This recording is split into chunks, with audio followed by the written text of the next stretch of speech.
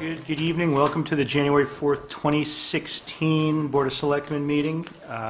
We have Dave Williams, our Town Administrator, read the agenda, please. Thank you, Mr. Chair. First, we'll vote to approve or amend the agenda, and there's one known recommendation to amend the agenda to add a stuffer approval to go out with the collector's mailing. Then we'll have a public comment period, and then an Eagle Scout proclamations, and then elder housing review of FY17 budget, Eddie Sturgis and Joe Meany, and then Conservation Commission review of FY17 budget. Adjourn to executive session. The board will return to open session. It's MGL Chapter 30A, Section 21, 3, and 6 to discuss strategy with respect to collective bargaining as it pertains to health insurance and to consider the purchase, exchange, lease, or value of real property. And then discussion about town council contract. And then 2016 annual town meeting preparation, the consideration of notices of intents, capital items, budgets, and warrant articles. Under routine business, we have financial items with the finance director, town accountant with a financial report and town budget development, operational items and town administrator report with me, David Williams, town administrator, Woodland Goulding intersection update with Ed Wagner, the CM&D director, status of roadway pavement management plan with CM&D director, and then selectmen items reports, meeting calendar, set the next meeting, consideration of minutes, consideration of warrant. Okay, and can we amend that to add the request by the town clerk for a mailer? I'd like to amend that right after the public comment, if that's Second. okay. Second on that. Okay, any further amendments or changes? We did have a request also to take Conservation Commission before elder housing. Okay, that's fine. We can do that. Everybody okay with that? Yep. All right, great. So should we have a vote on the agenda? All in favor? Aye, okay, very good. Do we have any public comment, Diane? Nobody on the list. Nobody on the list. Quick, get it before the people are coming in to sign up. It doesn't count, that's kidding. Okay, we have a request from the town clerk to add a mailer to the, a stuffer to the tax collector's mailing. We have informal indication from the tax collector that that would be fine with her. I don't know if we need, do you want to do a public service announcement, Carol, as part of this? Great. Thank you. Thank you. After our census was ready to be mailed, incidentally, I hope you all received your census today in the mail, and I hope you'll return them toot sweet. But anyway, after that was ready for mailing, we received a public service announcement from the Secretary of the Commonwealth, and he suggested that it go out to all voters because the rules at the March primary are different than they have been for the past, I don't know how many years. So for the first time, we have, well, not for the first time, we have 4 party ballots for the March primary, the presidential primary in Massachusetts. But what is different is that for the first time, not only people who are unenrolled, but people who are enrolled in other party designations who heretofore could not vote in primaries now may choose any ballot they wish. So if you are registered in a party that has a ballot in March, the Democrats, the Republicans, Green Rainbow, and the United Independent Party, if you are enrolled in one of those parties, you will vote on that party ballot. If you are enrolled in any other way, you may choose any ballot you wish. Okay, or unenrolled. Including unenrolled. Great, good, okay. So I guess we need a vote to authorize this to go in the town collector's mailing. So move. Okay, we have a second. All in favor? Very good, thanks, Carol. Thank you, gentlemen. Okay, good. Now we have 2 proclamations. I don't know if our does our clerk want to read one of these? Maybe our vice chair wants to read one of these. they're the same, so I'll let Mark do the Oh, honors. we do it for both people at once? He Okay. needs to earn his salary as clerk. There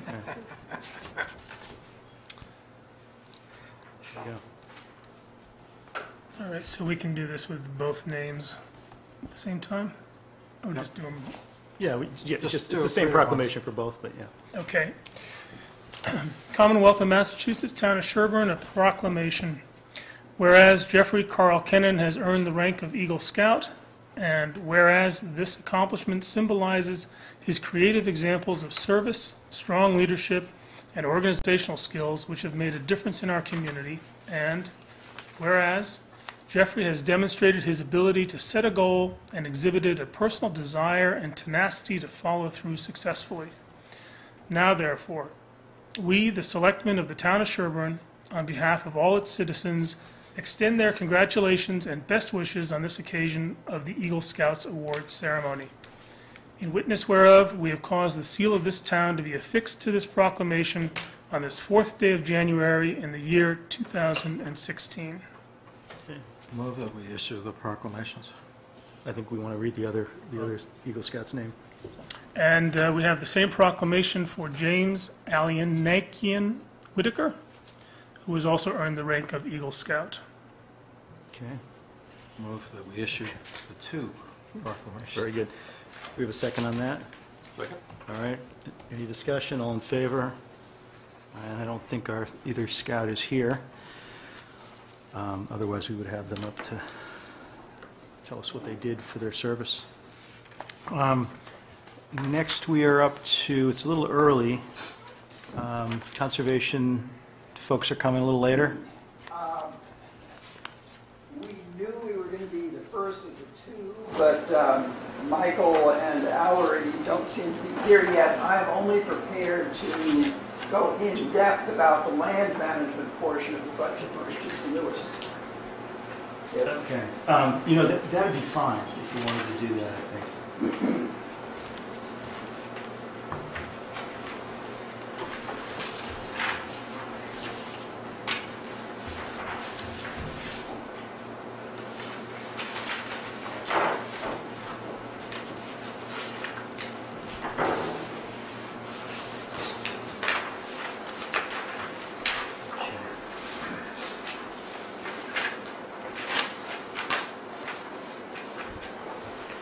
So Kelly, whenever you're ready. Yes, I'm Kelly McClintock, 65 Woodland Street, Conservation Commission member. And I have focused my attention primarily on the land management side of the Commission's responsibilities. And from the chart of the previous several years, you can see obviously the amount we have spent has moved up and down substantially year to year. And that has been the consequence of a number of factors. A major one is how many donations we can get to cover mowing.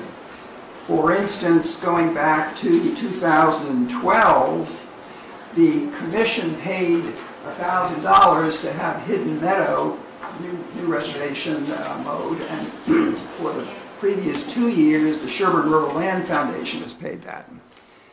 More recently, we have begun to do a catch-up maintenance with the borders of the fields. That has been a major project that we are actually quite proud of. Over the years, there has been regular mowing, but no border management. And using our Conservation Trust Fund and philanthropic donations from the Forest and Trail Association, the Rural Land Foundation, Norfolk Hunt Club, and others, we have been able to do quite a bit of that, together with a DCR matching grant. What we have tried to do with this budget and projecting out the next couple of years is give you a much more detailed and comprehensive and thought out projection of what we think we actually will need. And while it does not go up that much from what we were budgeted in fiscal 2016, it's a significant increase in what we actually spent in the previous fiscal year. But I hope that we have justified those expenses sufficiently for you, and that you will consider those as being necessary from the future potential. If we were not allowed the expansion, to be quite candid, there would be very little difference year to year. This is maintenance. But the trouble with shirking on maintenance is that gradually the borders get encroached, and we will have to come back and have a much more expensive reclamation project a few years hence. And we would much prefer to do this on a regular, planned, sustainable basis than procrastinate the maintenance and then have to redo it all in the future.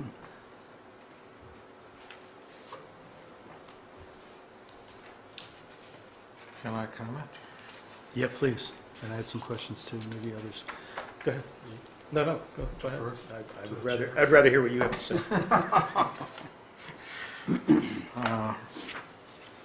I just wanted to compliment you, Kelly, on the best explanation of the land management program that I've seen, and I've been here for a while. Very thorough, very carefully done. Thank And you. I'm absolutely delighted that there is so much public participation in your land management programs, that you have people, abutters, nonprofits, farmers participating in maintaining these fields. Well done. The Conservation Commission is, it's amazing that you... The town is very fortunate to have generous people like this that care and are willing either to do it themselves or to pay to have it done. Not always just the neighbor. Frequently it's people who use them, live farther away. One of our most conscientious supporters lives in Holliston. A question I had, you mentioned, and not part of your budget, is the barn and the renovations of the barn and that area around there. And you mentioned that that's being done by private funds. And I wanted to make 2 points. First of all, thank God that's getting done. And the second point is, shouldn't we give recognition to those people who are helping getting that done? That is being organized by George Fisk. And the person who is funding it, I believe, at least so far, has wanted to remain anonymous. Well, I, for one, am very grateful to that individual and to this wonderful sense of responsibility that the Conservation Commission and your staff and all these citizens, George Fisk and others, to the care and maintenance of these properties. These are truly a treasure for our town. And when you ask people why they moved to Sherborn, the most obvious thing you hear is the schools. But on the list of things that people like about this town is the open space, the rural character of the town, and so on. And this is a key part of that. This is open space that people can actually enjoy. And the fact that you're putting this effort in to maintain these facilities and make sure that the public can use them for such little dollars, it's amazing to me. So my 2 cents on this is would support what I see as a inconsequential increase in this budget to maintain these fields and continue this excellent effort. Thank you. I had a couple of comments also. Like Paul, I wanted to compliment you, but I wanted to compliment you also on projecting out the next several years, which is good and in line with our efforts to try to get people to do along the line of capital budgets. I know these aren't really capital expenditures, but they are Some of them are, predictable we have been expenditures. using the Conservation Trust Fund as an equivalent for small-scale capital There you go, then. expenditures. And I would emphasize that we really haven't come to grips with managing invasive species. We don't know what is going to come of that. It's a major problem. And we may just decide we have to live with it because we can't afford to deal with it. We don't know yet. And the other point I want to make was more of a question. I know a year or two ago, there was a plan for the Barber, and there was a substantial amount of work that was done to implement the first parts of Yes, that plan. last winter. Into last winter, right. And so I was wondering, is that reflected in this projection, whatever the next stages of that plan are? It seemed like, although you were mentioning there was an increase, it seemed like these were relatively low numbers for a significant planning and implementation effort, like I thought you were planning for Barber. So They are low numbers. I think if we put this out to commercial contractors for a market rate, it would be far higher than this. I see. We really are lucky in, some of you, Paul, you may know Ed Barry, who has done a lot of work for George and places around town. And when I've asked other people would they like to bid on the project and they hear he's there, they don't even want to bother bidding. So we're getting a good deal, that's what you're saying. That's great. Almost all of these numbers are way below market. Oh, that's great. Well, that explains that. Anybody else have comments or The questions? place where that renovation last winter continues is in the border brushing. What we did last winter, the trees were cut on the borders, the stumps were buried, it was mulched down, brush hogged, but that border area, sometimes 30 feet across, can't be mowed for hay yet. And that is a continual restoration project which we're projecting for 3 more years, which would continue that aspect of it. And then you see in fiscal 19, there is nothing under the Conservation Trust Fund for border brushing, and that's because the second restoration part of it, we've stopped there, I see. and that should be the end of it. Oh, good. Anybody else? Chuck, anything? I just had a quick question on the Barber Reservation, the homestead tree work for $2,000. Can you just describe briefly what that is? Or is that maybe a level of granularity that? My mind is, we have a really good arborist in town. I can't remember. Dick Stoner. Yes, and Dick has done some work down there, and we asked him to look at the trees in the, not the forest on the sides, but the trees in the entrance area. And he says, he recommends that one day's work be done to bring those back.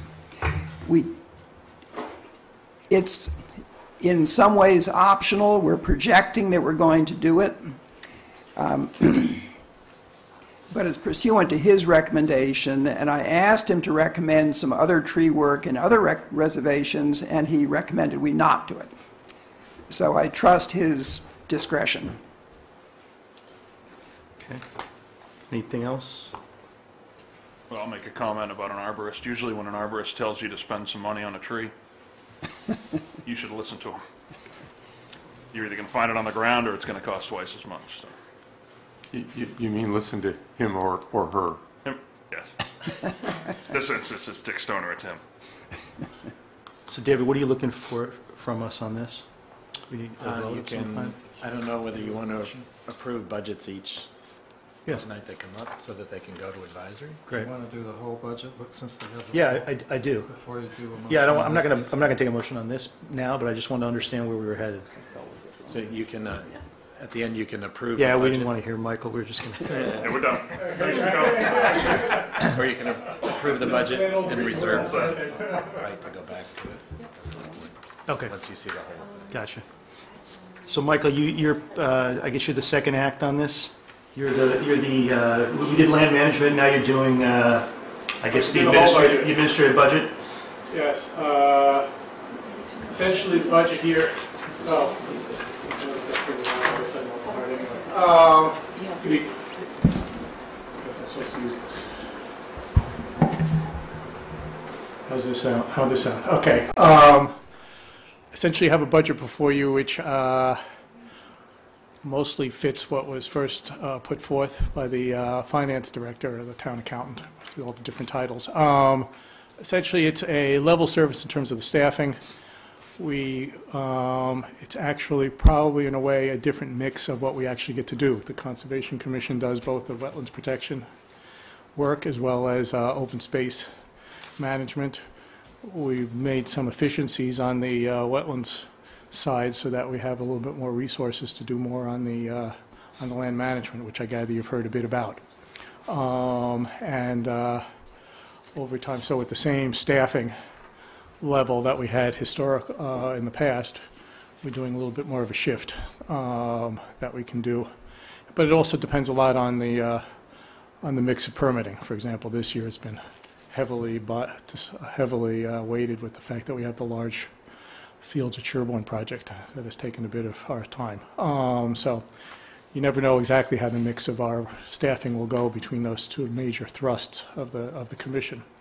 But essentially, we're maintaining the same staffing level, and the other direct costs, with the exception of land management that you heard from. There's a slight increase of about, I think, a net increase of about $108 or something like that, which is based on our sort of current actual costs. We basically tried to look back exactly what we're doing and what we're going forward with, so it's based on the actual current cost for this year and what it would be for next year. But basically staffing is 90% of our cost.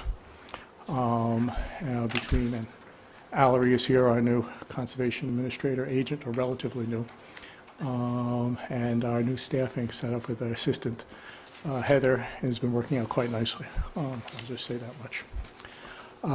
So maybe I'll stop there and open it to questions. I could certainly talk more about what we're doing, but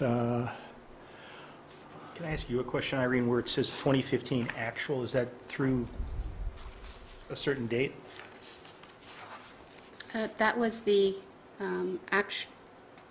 close of the fiscal year 15. It's as of June 30. That's as of June 30. Okay, so Correct. they just didn't spend all of it. Got it. Correct. Right, the land management is often varies. It can go up and down depending on how much we get from donated services and things like that. So it's always, this time, we're actually in the budget that what you saw from that Kelly was talking about. We're relying on a whole set of services that will be donated to us, and then we're building on that. And in general, we get it. Every once in a while, things fall through since they're verbal agreements, given the fact that they're generally fairly advantageous to us. So it's hard to... But you had a vacancy, right, in 2015? Vacancy. For a while? Yeah, we had some support. Yeah, we had, Yeah, we had some that's consultant. Is that what's going That's on what, there? because Okay. otherwise they'd run about 49,000, and you just didn't have anybody on staff for a while, right? Oh, yeah, right, we get that. There So, wasn't much of a lapse. No, 15, the staffing level in 15, I can't remember that part. I think maybe you changed your staffing model during 15, right? Yeah, we changed it during 15. That was part of that. Yeah, that was part of the change, too. We changed the staffing model from one person to a two-person office during then, and then during that transition, there was some, whenever we have a transition, there's often, in the end, labor savings, but it's a burden. We basically don't get some work done, and it's a big burden on us. But yeah, that went on in 2015 as well. Okay. Can I ask a question? As I understand it, your request for next year is $53,084. Where's the actual table? Oh. Oh, you didn't print out the actual spreadsheet? Here. Okay. Right, okay. And your budget appropriation for the current year is $52,379, and the difference is $700. Right, $705, right. So the difference between what you have now and what you're looking for next year is $700 out of 50 grand. Yes. So that's like 1 point. Exactly 1.35%, but that's part of where you're, well, that's what each year, those are generally the increments that we do, is in trying to keep within, try to work within the town constraints. And the other thing, just for clarification, you have $400 for postage under a postage line item that had no item for 2015 and 2016, and I believe that's because it used to be under printing and mailing, Right. and so you pulled it out of that line item and moved it up to its own separate line item. So, Well, it's actually, it should have been there all along. It's just the fact that the line item where it was for printing and mailing is under contractual services, which is sort of like if you were hiring Federal Express and others to do things, whereas we basically just do postage where we go to the post office. And so it's the appropriate line, as I gather, is to have it under the, materials and supplies. It should have been there probably a year or two ago anyway. So now we just finally are making the move to get it in the right place. I'm not sure what difference it makes overall, but it's the more appropriate category within the way the town does its accounting. that's all I have.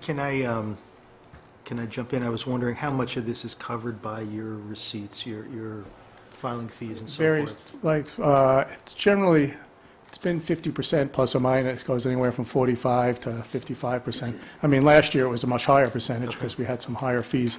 Sometimes when you get the larger projects, unfortunately, our revenue doesn't necessarily correlate with the actual activity level that we have. But for example, FY15 at $27,000. Historically, it's gone up and down with some of the economic trends and the kind of projects that we do see. But it's generally been that kind of 40 to a little over 50% over time. And we're doing okay since we've also tried to streamline it. There was a little bit of a revenue hit because we changed some of our permitting procedures to a simpler administrative approval process that has a lower fee. And there were a lot of them, so there was possibly a few $1,000 possible hit there, but it freed up time for us to do other things. And it also makes it lower cost for the residents.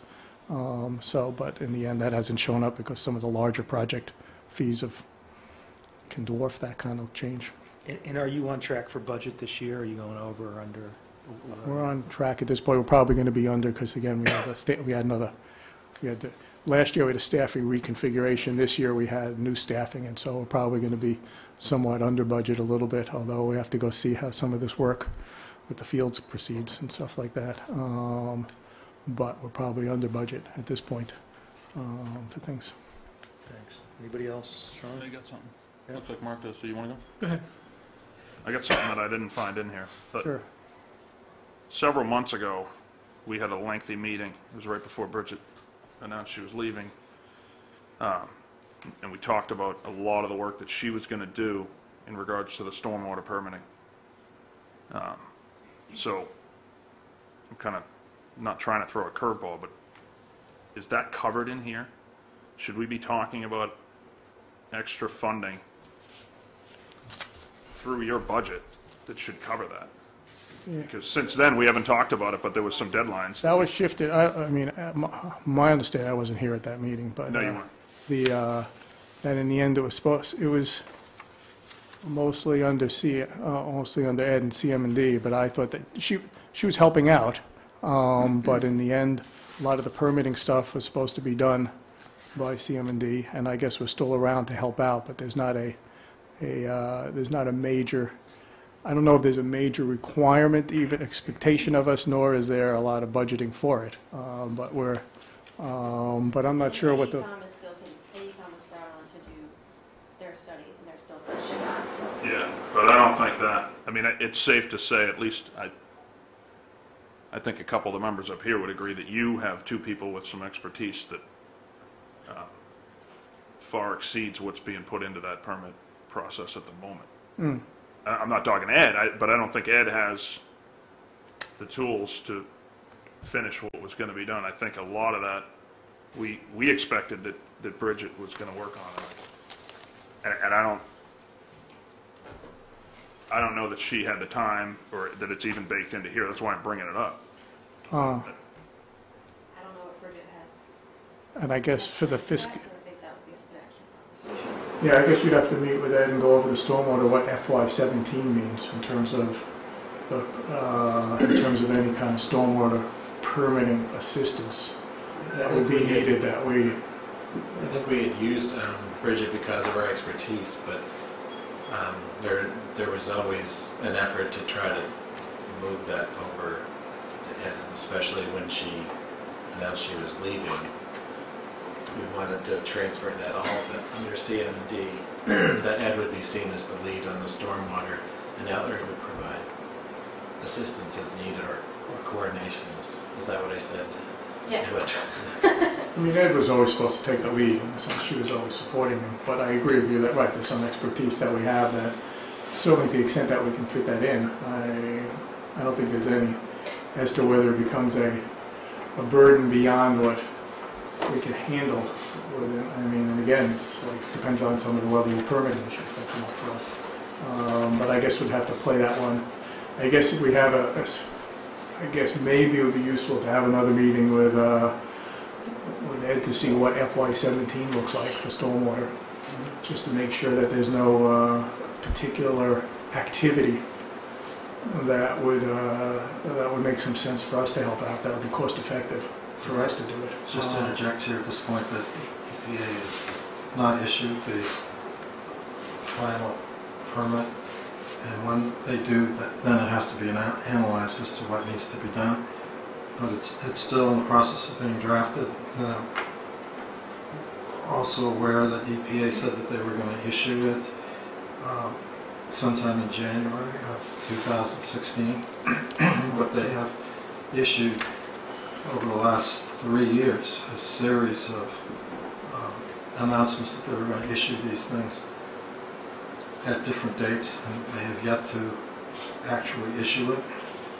The reason why they haven't issued it is that Massachusetts Department of Environmental Protection is opposing provisions of the stormwater permits, and one of the issues is that 47 of the 50 states have opted under the Clean Water Act to transfer responsibility for these permits from the federal government to state government, and DEP is in the process of evaluating whether or not it wants to take over the responsibility for these permits, and that has budgeting implications for DEP. So the most current position from the Commissioner of DEP is that he would be willing to take over this entire program if the General Court provides the funding for it. So in view of that, the permits haven't issued, the language hasn't been finalized. So before you all have a meeting to figure out how you're going to implement a permit that hasn't been issued, you might want to wait until you actually have a permit, you know what the responsibilities are actually going to be, and whether they're going to be under the supervision of the Commonwealth of Massachusetts, or whether it's going to be under the national government. So all those things are still in flux right now. I don't think it can be reasonably anticipated what the budget would be. Just like the EP's saying they don't really know what their budget should be. It would be very hard to figure out a municipal budget when we don't even know what the permits are going to require. The reason why Ed is involved is because the existing permit requires mapping of outfalls of existing storm drains, and the storm drains are under the jurisdiction of CMD, and that was the logical person to map the outfalls. But there's a lot more in a permit than just mapping of outfalls. So there are things that would be logical for the Concom to be involved with that I've seen in some of the draft permits. But it's premature at this point to specifically budget for it. I was referring to the permit that we're not in compliance with yet. Remember, we had a deadline of this fall that we wanted to try and get in compliance with the permit from, it was like 2010 or something. The one going forward, no one's in compliance with. There isn't a town in the state, but we were trying to get in compliance now with the existing, and we're not. That's what I was referring to, and I know Bridget was going to do a lot of work with that. Yeah, since you're here, if you want to chime in. Yeah, we should have that all set by Wednesday. They're coming in to do their final outfall mapping, and the downtown will be all set. All the permit documents, everything, or just all the the outfall? mapping, everything else was advertising, outreach, and we're in compliance. So therefore, so you don't expect that was going to be much more work under the current permit issue? Under the current permit. Yeah. Going forward, like Paul said, it's a toss-up of when they're actually going to issue it, when we're going to have to be in compliance with everything they have in there.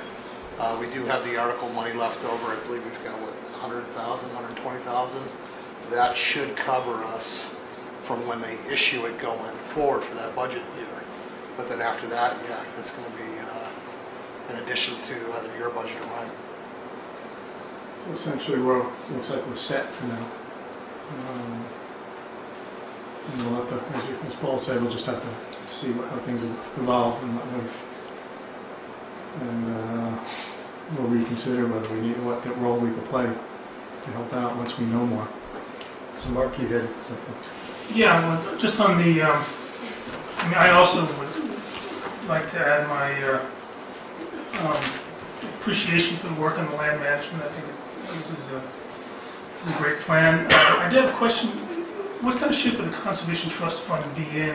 If you, or do you feel like you're tapping it too hard, or are confident you can raise these funds? As gently as we possibly can, on the assumption that it's never going to be replenished, and we will have unexpected demands for it 5, 10, who knows how many years. So we have done everything we possibly could to use it for matching grants, to leverage it with the Rural Land Foundation, Forest and Trail Association, the 50% DCR grants, and we'll continue to do that. Great. My comments are really about sort of the bottom line on the budget, and you know, you happen to be the first ones up, so don't take this personally. But you know, I think Irene has taken a good tack here and having us starting to focus not so much on what we've been budgeting in the past, but what we've actually spent. And in the past, I mean, the average is 47,000. I think that's dragged down a little bit by 2015 and some unusual things, but it's really sort of a $49,000 to $50,000 operation, and we had guidance this year of. It was, by looking at Conservation Commission, it was... Well, just in terms of overall. I believe it was 5,500, 5,500.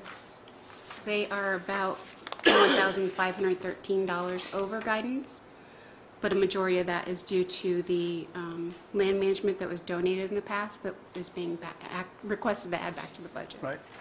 So, but I mean, our overall goal is something like 1.5% or something like that for the town, and you know, we're going to be seeing more budgets that are going to be over. So, I would have a hard time approving a budget that's 12% over the 3-year and 6% over, you know, what, let's call it the real run rate of 49 to 50,000, or rather 6% over. So, you know, if it was up to me, I'd ask you to go back and work on it some more, and bring it down closer to the guidance that we're trying to get to. With the guidance we had, the guidance, 90% of our budget is labor, and the guidance for the labor was basically what we matched the guidance for labor. So in that sense, there's no discrepancy between what the guidance was and what we put forth.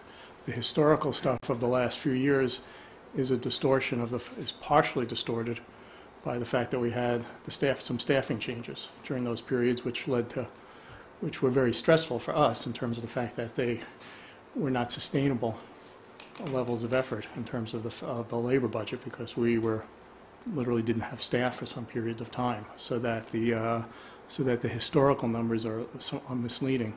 If that's what you want to say, push back to those levels, that's not a sustainable staffing level, because you just didn't have staff at some points.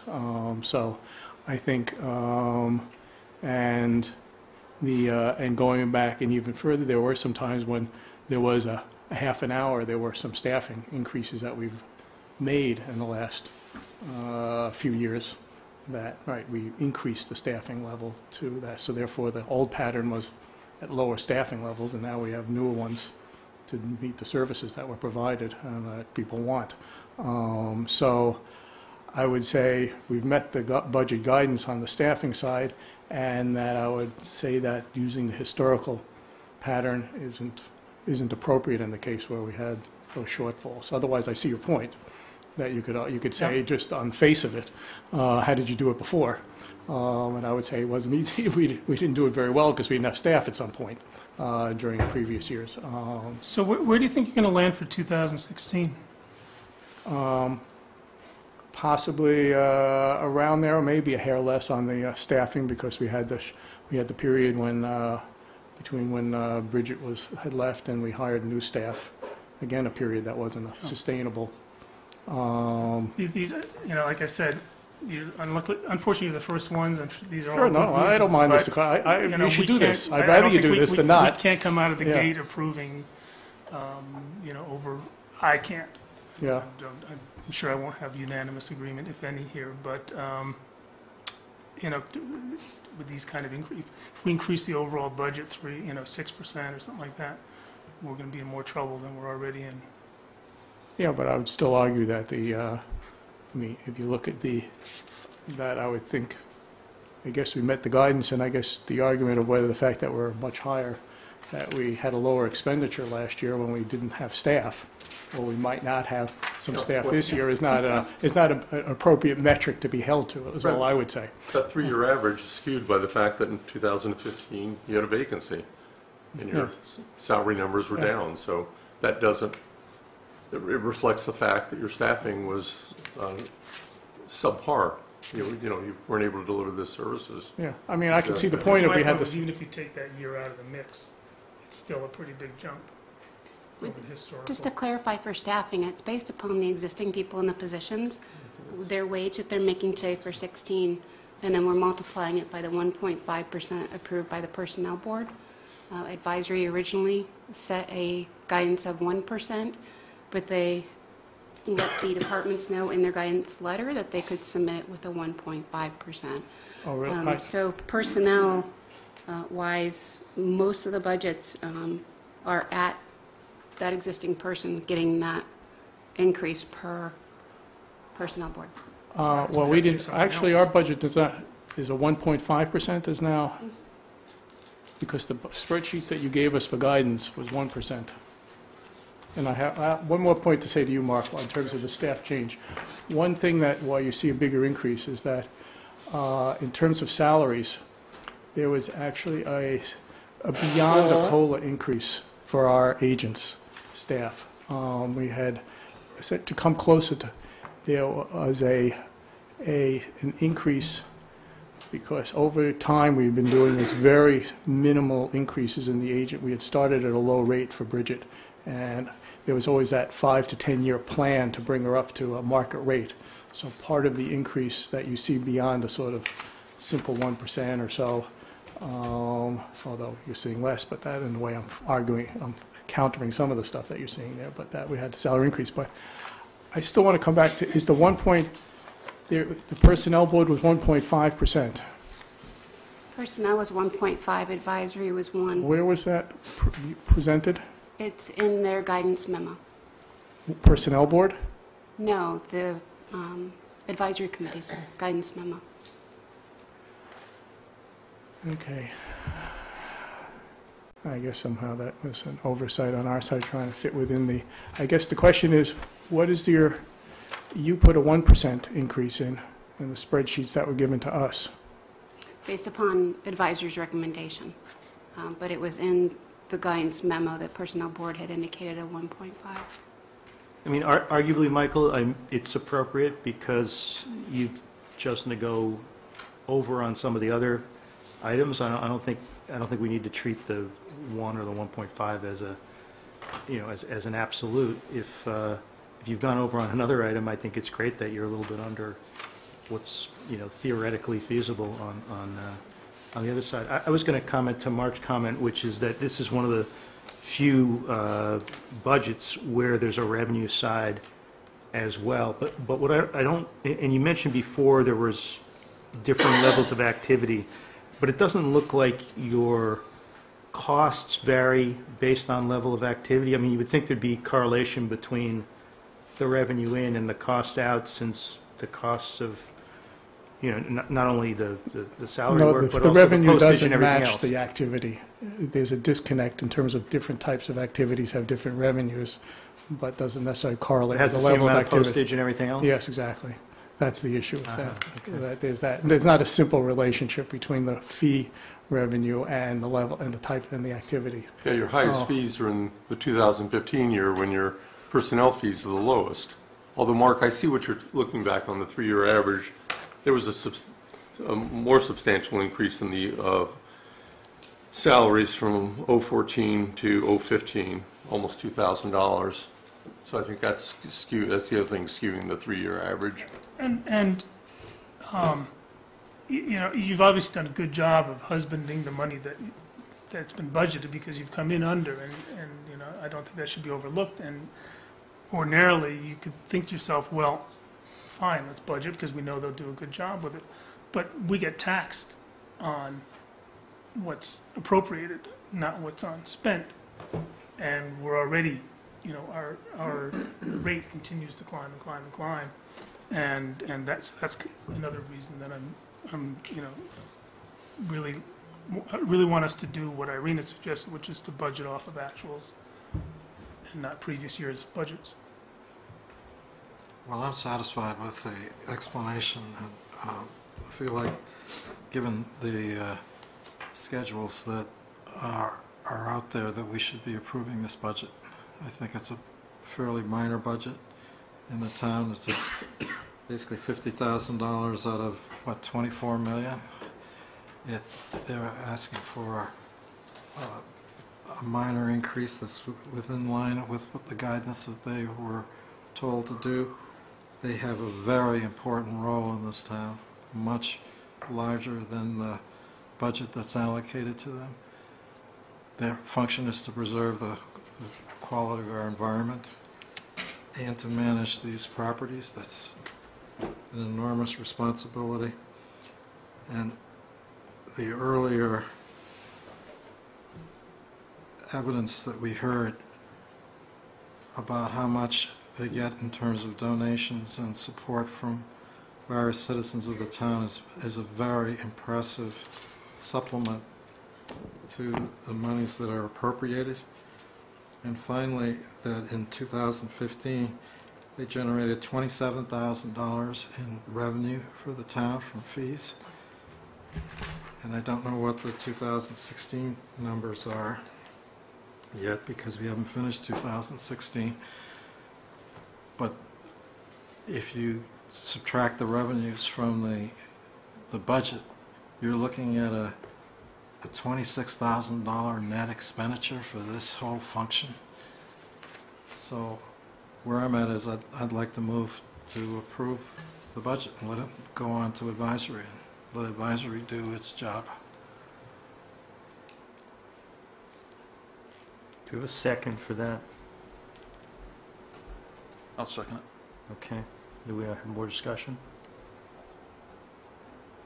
David, remind us again what it is that you're looking for tonight, an approval? Advisory prefers to have all the budgets come to them that have already been marked with a stamp of approval by the selectmen, that they're looking at an approved budget, that it's not going to be going back to the selectmen for any adjustments. If it's just being adjusted for whatever advisory approves for a COLA, that's one thing. The number wouldn't have to come back to be reapproved. But they want to know that this is in the state that the selectmen support it going to advisory.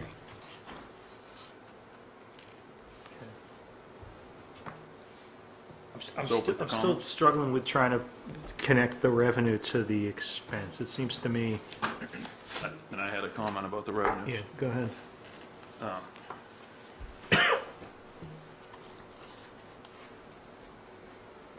There is no link between what they have to budget and those revenues.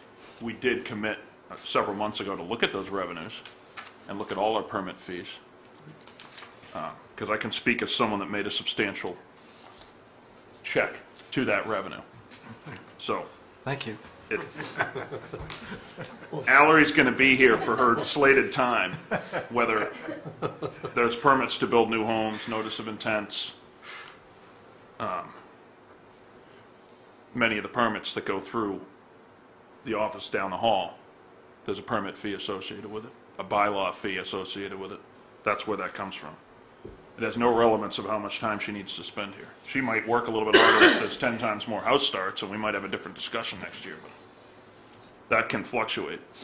I personally think that that should go way down, but that's not part of this discussion. That But the revenue side should go. that revenue side should go down. It's grossly overstated. But we're talking about a budget that's only twice the revenue.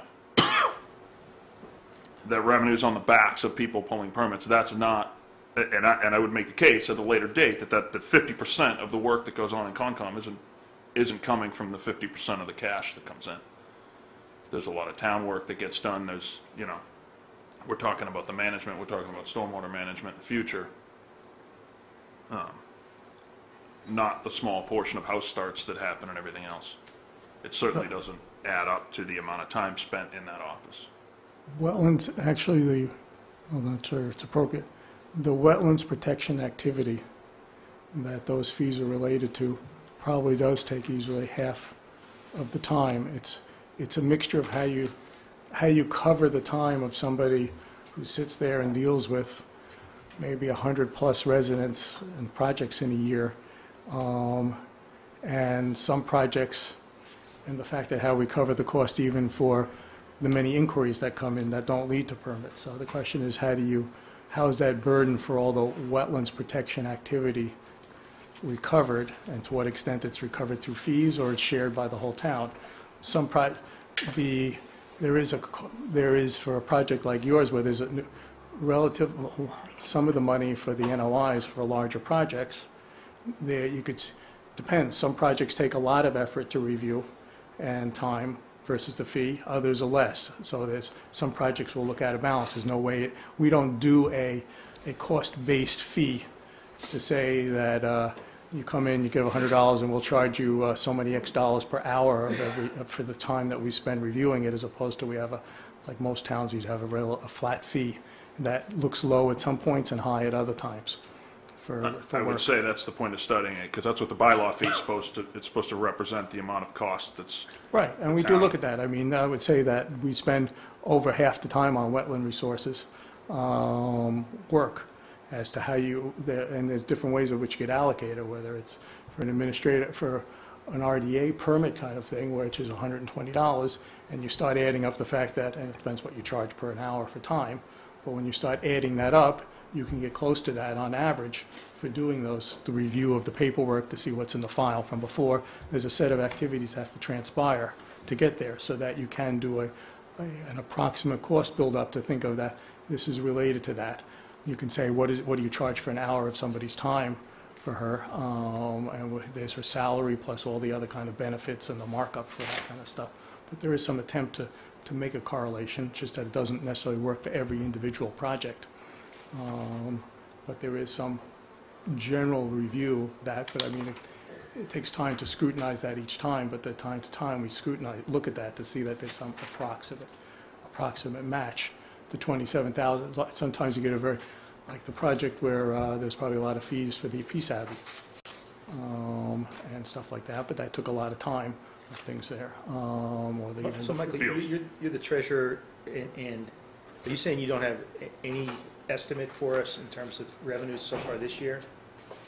That's the one number I forgot to get before we came in here, what the,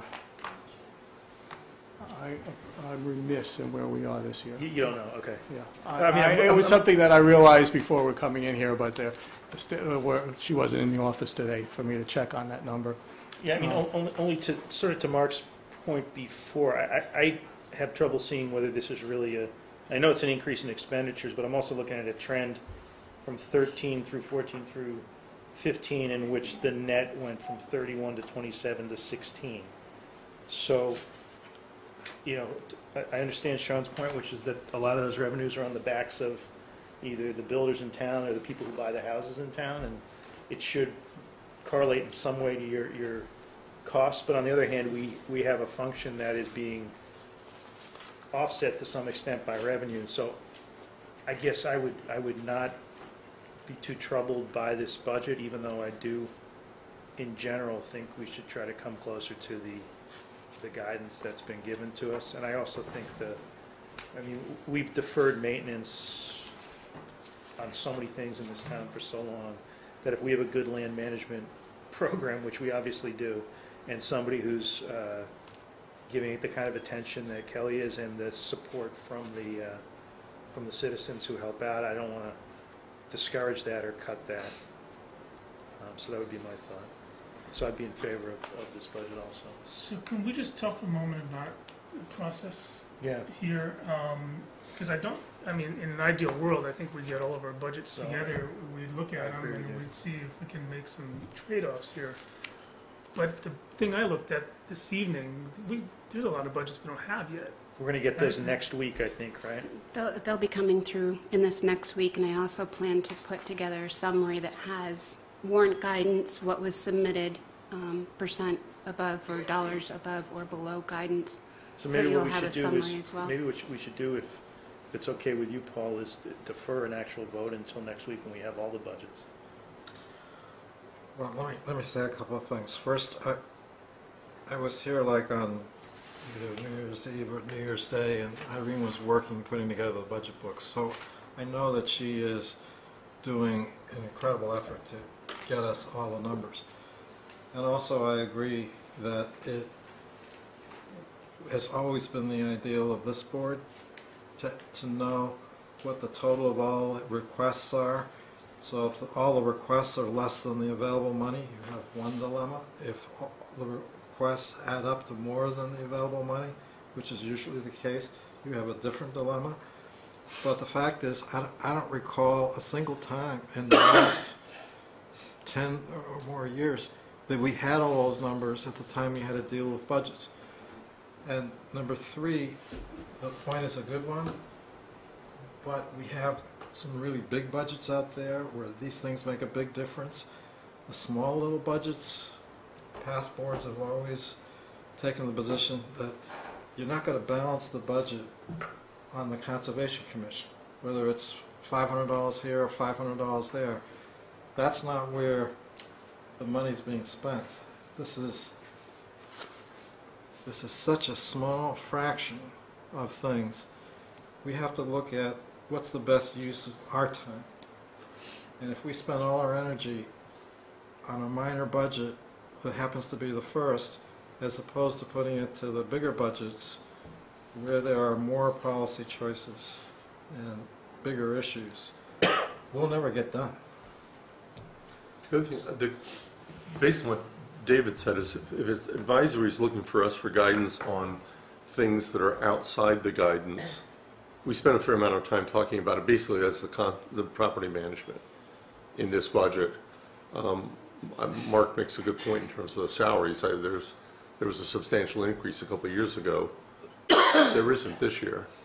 I think this is the only thing that's inconsistent with the guidance is the operational expense. So if that's the only thing we're reviewing, if that's what advisory is looking for guidance from the advisory from the selectmen, I'd be inclined to vote on it tonight. Yeah, me too. Chuck, what's, the out-of-line expense is only it's 2.4%, is that what you're saying, is the out-of-line expense? I'm looking at the expense increase request form. The only one that really is substantial is the 1355 on conservation property management that we were talking about with Kelly. So, but we're talking about a total of $120, basically. And we're really talking about a total of $60 if you're just looking at what the expense went up over budget. Right. Right. So I guess I kind of agree with Paul at this point. Yeah. We're talking about $60. Well, we spent it. DC, I don't think that's the way to look at it. I've said my piece and we can move on. But, you know, I think you need to look at what you've spent and what you're going to, you know, what you're really going to spend, not what you budget. It's like 5 or 6. So that's why I was hoping to know where we were this year. I think it's a $50,000 operation, and you know we're gonna go up 6% here. And then when I don't know where you draw the line between little budgets and big budgets, but I think we're going to set a precedent. And that's why I say, unfortunately, the first one's here. But I don't know if we can get all the budgets in time to look at them and make an assessment of the total picture is before, and leave advisory enough time to work this thing. Well, I asked Irene to have them on our agenda for next Thursday, But all the rest of them. Would we be able to crank through all of them in one? They were going to have to. In which case, I would say let's defer and let's find out what we're looking at. By next week, you would have the total picture. You'd have the summary of all the budgets together, including what the regions submitted, Pine Hill Schools submitted, all the elected officials, etc. But that's not going to, so let's say the region comes in at a big increase. How does that affect the Conservation Commission? Are we going to say because the region wants an extra 100,000, we should not fund the Conservation Commission? Can I make one point about the way we're doing this? I'm going to keep making this point probably because I think it's going to keep coming up. These 3-year averages, how many budgets in town are you allowed to go over budget? Going over budget? Yeah. The only ones with the 3-year averages that... No. How many line items in town, how many full budgets can you go over budget legally? Basically, the ones that you can do legally with the Board of Selectmen approving a deficit expenditure is snow and ice and a legal judgment, not legal services. So moving 3-year average is always going to lag. Anytime you're on your way up trying to get your actuals are always going to be at 0 or below 0. Because you're not going to spend more. A perfect example is the legal expenditures for the town. We've been budgeting $65,000, but they've been creeping up towards $80,000 to $90,000 that we cover at year-end transfers. So we still expend the money in that category, but we're backfilling it instead of filling it up front. Another example is town buildings. We do that quite often. And what the trend-based budgeting does is make sure the dollars are allocated where they're actually needed, rather than trying to find funds to cover potential deficits in May and June. That missed my point a little bit. My point is, as something is creeping up because it needs to, because you were understaffed, and I think this is a good example, your 3-year average is always going to pull you backwards. Right, it's lagging. It's never going to go back to level. When you finally get to the point where you say, this is where I needed to be, and Mark is saying we should have been at 50, and they're saying we should be at 53, the average is always going to pull you backwards a year and a half. It's going to pull you back to where you were. Instead of saying, we always should have been there. We never should have been 6,000 behind. We should have been at 53 in the first place. Your premise is that it's going up. My premise is we're going to have this conversation for the next couple of weeks, because we're going to keep looking at 3-year averages, and we should. I'm not saying we shouldn't. Yeah. No, but we never see the other side. In some of the business world, sometimes your operations just run over because they need to run over. In construction, they do. And you look at those. In town government, you just but typically, you hit the ceiling. In your business, when your expenses run over, it's because you've got more revenue coming in. Sometimes. But we're not revenue based here. But also, just to clarify, with the trend-based budgeting, if your trend is up in a line item like electrical, the recommendation for that specific line item is trended up. If you're trending down, it's down. So it does follow what's happening within your department on a 3-year basis. It's not just, here's your 3-year average, plug, here you go, this is all the money you're going to get. I think that's just the conversation we're having right now. Your premise is true if you assume that the budgets are level or going up each of those 3 years. If in fact it goes down, that premise would not be true. Your 3-year trailing could be going substantially down. Well, or the average gets dragged down by an anomaly like a vacancy. You know? Right. The TA budget, the salary TA budget got dragged down by not having a TA a couple times. If you average that out, it's going to say we're paying too much this year. It's a way to pick up the anomalies. Right. Warrant guidance for payroll is based upon the existing employees. It's not based on trend.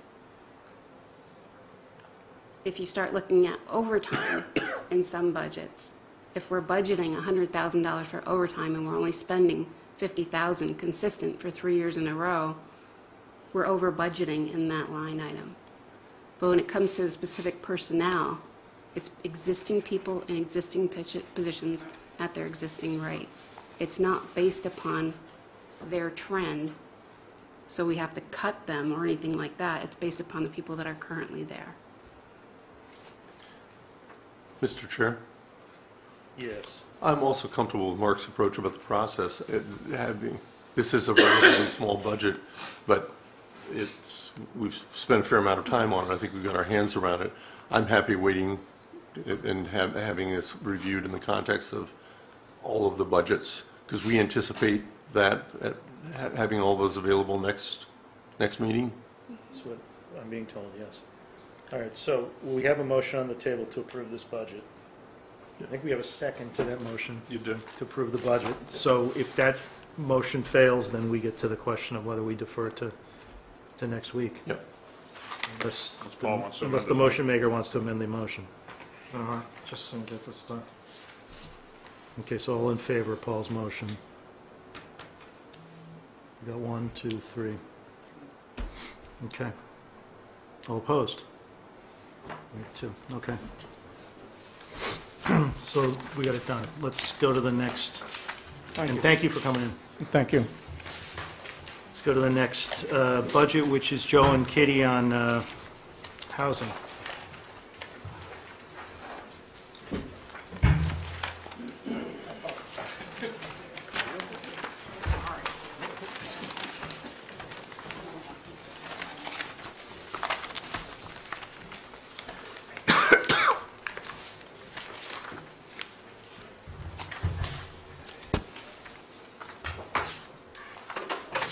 Well, first of all, I should say thank you to Conservation for breaking you in for this process. Gentlemen, first of all, Happy New Year to you all. And it's Happy New Year, Kitty. Happy New Year to you. delighted to be one of your first victims for the evening. We want to thank the forward-looking residents of 1983 when they voted to establish housing for the elderly, now known as the Woodhaven Complex.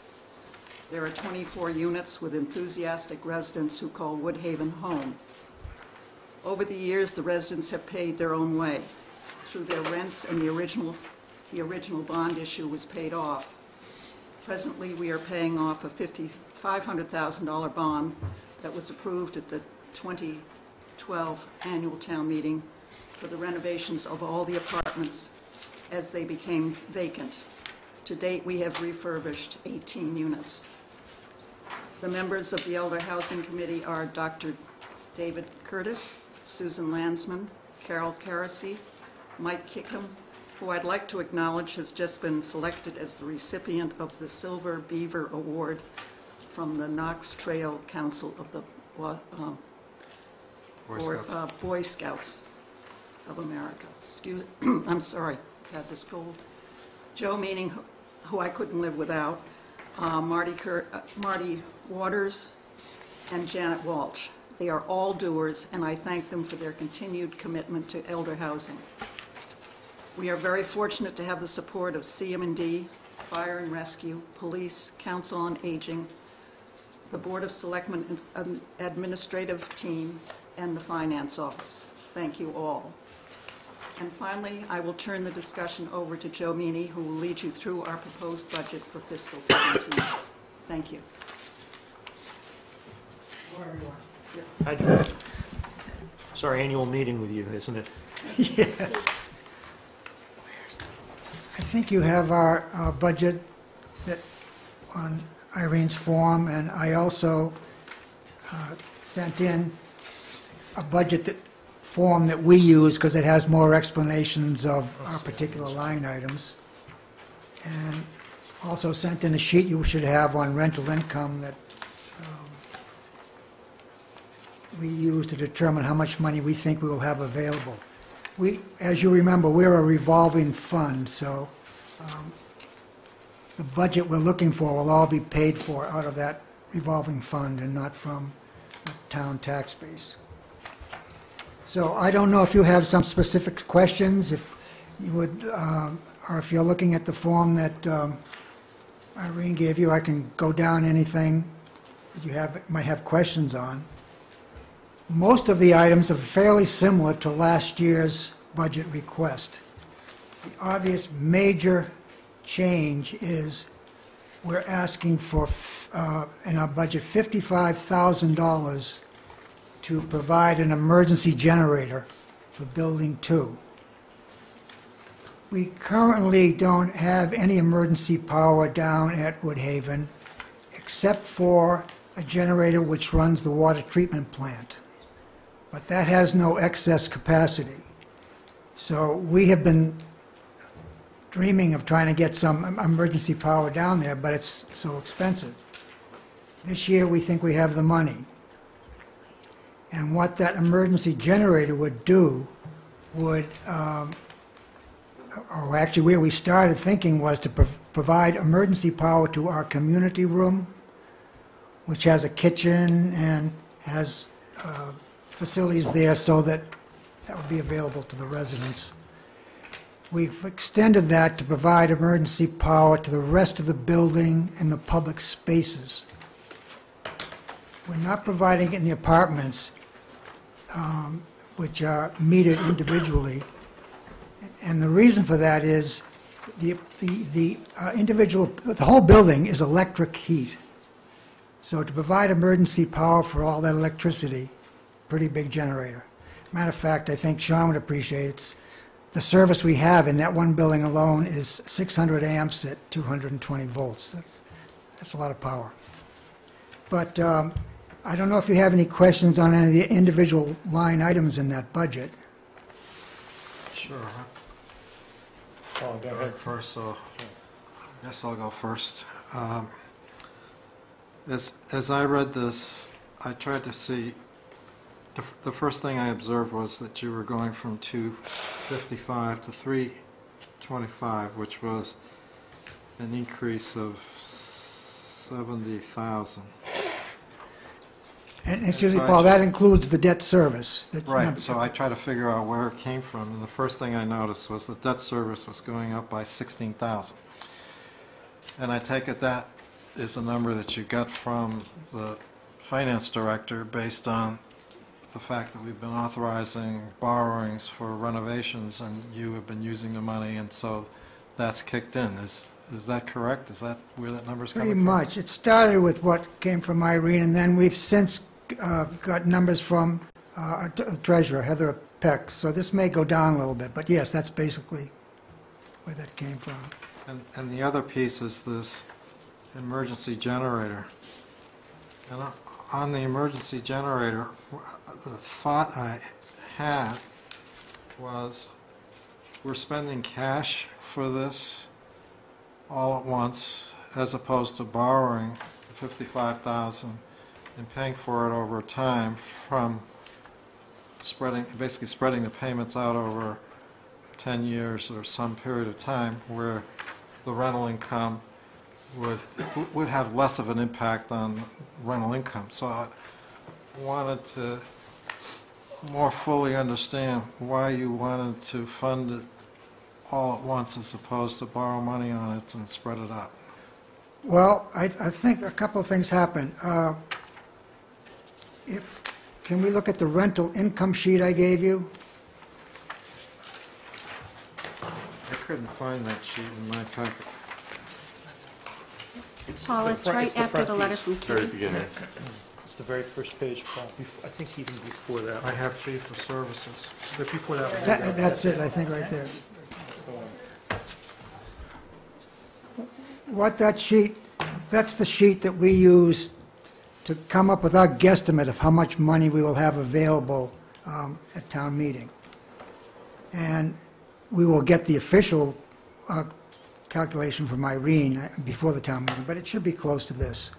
So what that shows is, looking down at the bottom, well, all those numbers, in the bold numbers, are the actual rents that have been paid so far in this fiscal year, and the italics of what we're estimating we will get in the next months leading up through April 1st. So if we had full occupancy, we would have an income there of that $254,492. Irene gave us the balance we had available at the start of the fiscal year, that 132.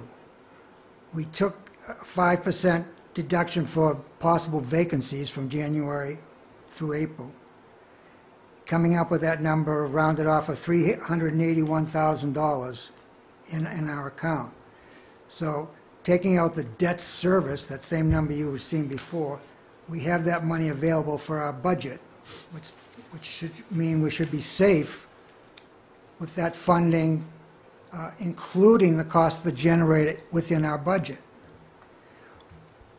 Part of the reason we have a larger budget, a larger amount going into the fiscal year is the year before, fiscal 2016, we anticipated we were going to have to spend $100,000 in debt service because that's the number that we had received from an earlier projection.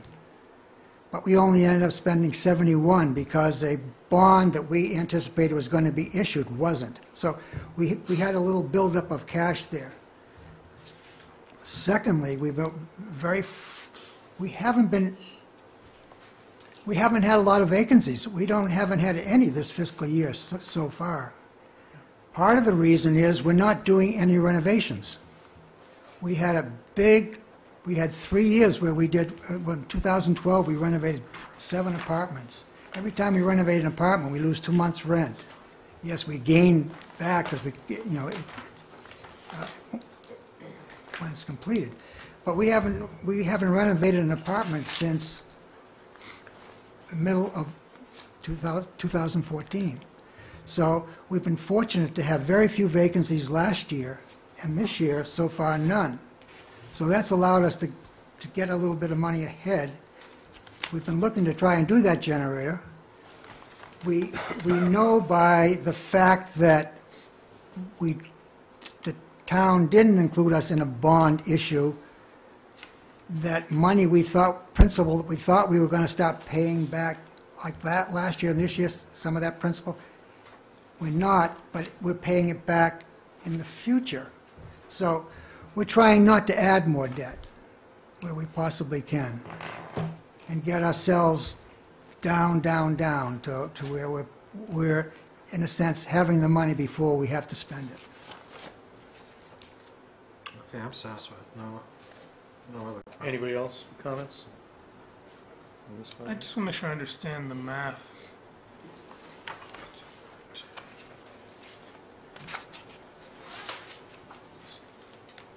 So you're coming into the year with 132,000 in your fund, right? And so you have 380. You're gonna spend 87,000 on debt service, and then you're proposing a budget of 237. Yes. Which would then, you'd go out of the year at 55,000 in your fund. Is that right? Well, we would have $55,000 available that we weren't requesting to spend, say, as of April 1st, but then we have the income coming in for May and June, right, before the end of the fiscal year. Mark, with revolving funds, It goes all the way up until the day of town meeting to see what the fund balance available is in the fund. And the department cannot exceed it when you're voting the authorization at town meeting. They can set the spending limit all the way up to that fund balance if they would like. But Kitty and Joe tend to be conservative and ensure that there's funds for the out years to offset their debt service and unexpected capital expenditures. Yeah, I'm just trying to get a feeling for, is the fund trending down, trending up, staying stable? It's trending up. Trending up? This year would So the 132 that was available at the beginning of this fiscal year was more than what was available the prior year? That also got increased because Irene went back and realized that our funds at the end of each year were going into the general fund.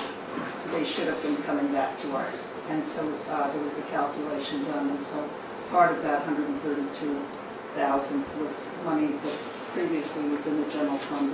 So like a one-time, How much was So that? that was a one-timer, huh? How much was that? I'd have to look back. I'm estimating 24, 25,000. And you So have said that would be roughly the same then, once you accounted for the 50-something left over and 2 months are in at 50, you're up to around 100. right. You also had that debt service that got kicked into next fiscal year. That Within, fixed that as well. within the debt service, there were a couple of assumptions for significant pay downs on the note before it went long-term, to the tune of about $30,000. And when the note came due for short-term, when David was the acting treasurer, he and I looked at it, and the expenditures were still ongoing. They didn't expend the short-term amount that was authorized or borrowed, and they were still continuing the project. So at that time, we rolled the note as opposed to doing any pay down. So that $30,000 wasn't used and turned back into their revolving fund. And Okay. the anybody fact else? that we didn't do those renovations meant we weren't incurring more debt that had to be bonded. That's one question. And the debt service number here, is that included in the town's debt service? We're not double counting It that. is included in the town's appropriation. What you need to do, because it's in a revolving fund, is elder housing needs to transfer the funds as a funding source into the general fund to offset the debt. But when we look at the model, right, a certain amount of it's going to be in debt service. It's going to be the total Is debt the service. 87 going to be in that number? It's going to be in that number. What you're going to see on the opposite side, on the revenue side, is a transfer in from a special revenue fund, and it's going to be from elder housing. Yeah, we're roughly an hour behind our schedule, so if there's nothing more, we should. Well, move just forward on this. one comment. I want to speak in support of the new generator. This has been needed for a long time, and I recall a number of meetings with our police chiefs and fire chiefs and CM&D directors relating to storms. You can't have the residents there without power, and you can't have them without some kind of means to live. We have an obligation as a landlord, and there are people who are really affected by the cutting off of power. So although you touched upon this as being a multi-year issue, you might want to take a moment to sell the public while you're on camera about how really needed this generator is. Well, I think... Bearing in mind that we're an hour behind schedule. Okay. And Kitty is not a fast talker.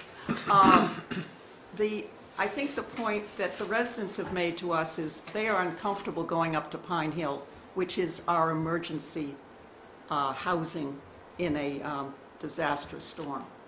And many of the people do have family here in town. They do go to them. There are several people that do not. And we just, since I've been on the committee, we just did not think we had the funds to go forward with this size project. We felt it was important to renovate the apartments. They had really been let go, and our request for article for the warrant follows this. And I just think it's important that we have this available to the residents, and also other people can come in. I mean, it's a town place if necessary. But we are very fortunate now that a member of our committee is going to be included on the agenda for your Public Safety Committee, and he's going to be bringing forth this information to them so that they will realize what we're trying to do. And if they have some suggestions on how we can improve upon it, we're very willing to listen to them. Thanks, Julie. Is that short enough? Make one more brief comment about that generator. Sure. Do we all agree the generator is a good thing? Anybody here think it's not a good thing? Go ahead, make your comment. Then I don't need to make a comment. It's a good thing. Greg, do we have a I motion? would ask if it's really going to cost $55,000. That looks like a big number to me, Looks like a too. big number. What, 55? Yeah. Yeah. Well, I know what I just paid to put one in my own home. It wasn't that much, but a single-family house versus public. The installation cost was what seemed Yeah. high to me, but Well, Sean can do it a lot cheaper with his volunteer labor. I think I already did. Somewhere on the committee. Okay. Anybody want to do anything with this? Move approval. Okay, do we have a second on that? ask Irene a question. Yep. Where are you on funding this out of here rather than as a capital item and then doing the borrowing on it? It's something that Kitty and Joe and I look at quite often, and they do have a heavy debt burden right now that I do think they need to start paying down before they start adding more debt, especially if you drop in rental units. You might not have the revenue stream to offset the cost. So because they had a one-time influx of almost half the cost of this, I do see this as a potential just 1% payout this year as opposed to bonding it for future years. Right. And does it count towards the town's debt levels? If we were to authorize this as a borrowing, it would. Yeah. Yeah. When it's paid back by rent, I'm not sure we need No, do that. they're just going to pay for it out of their fund. to. All right, great. So we have a motion and a second. I'll Further second it. discussion? You already second, yep. Okay, all in favor on this one? All right, great, thank you very much. Thank you. But we have a warrant. Oh, you do? Proposed warrant. Yeah, let's do that while you're here. That's a good idea. Just quickly, I sent you sort of an overview of what we're requesting. It's like a stabilization capital improvement fund that we would like to establish now. We believe firmly in maintenance is a necessary thing that must be done for not only Woodhaven, but also other town buildings. And that is why we're asking that this warrant article be placed in front of the voters. It is not our intention at this time to fund this article, but we would like it available going forward if we had a few dollars left over one year that we could add to this fund. And if I could just quote some back history, I apologize, Mike. But back at excuse me, in the inception of the operations of Woodhaven, Bob Noska brought forth a conception to establish a funding mechanism for replacement of capital improvements going forward. In a typical Sherborn fashion, the idea was put on the back burner for 30 years. So we would like to bring it forward. I personally feel that this is something that we should think of in terms of other town buildings. I hate replacing buildings when they could be maintained. And David, we talked, I think the last time, or maybe you and I talked privately, we need language for these different warrant articles. Can you make sure that we have language by next Thursday on this one? Yes. Thank you. I would just make a comment here that the board that existed in 2013 voted that as one of the goals of the town to establish building maintenance programs for all the town buildings, which would have included. So and I don't think this board has ever vetoed or reversed that vote. So it's been a goal of this board for at least 3 years now to have these funds. Couldn't agree with you more. So I would move that we add on the warrant the proposed article that's submitted here for a fund for. Well, we need the language. Yeah, my problem with that is we don't We have don't it. have the language. We have no language. I love the concept, although I think it's normally 40 years, you have to wait, not 30 years. So, we're moving a little quickly on this, but we got to see the language. Yeah, we do. The Department of Revenue has language for these special stabilization funds, so I'll make sure that I work with David and Yeah, council. let's just get it in front of the board so we can do that.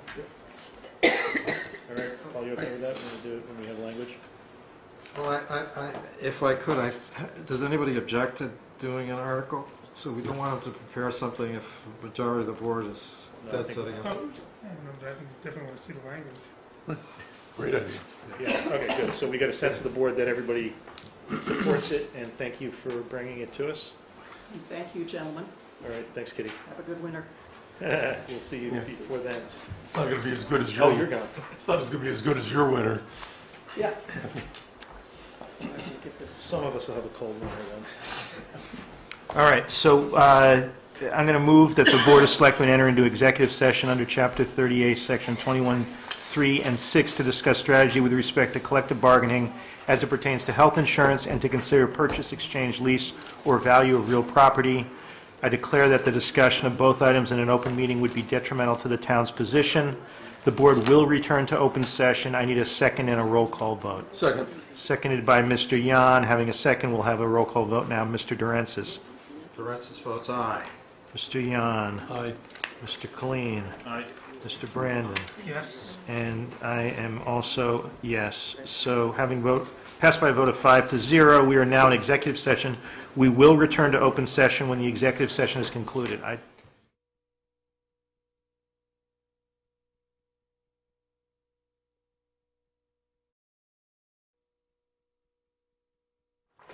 All right, we're back live again after our executive session. So the next item on the agenda is the town council contract. We had asked David last meeting to convey that we would be staying with our present town council when she changed firms to Koppelman and Page.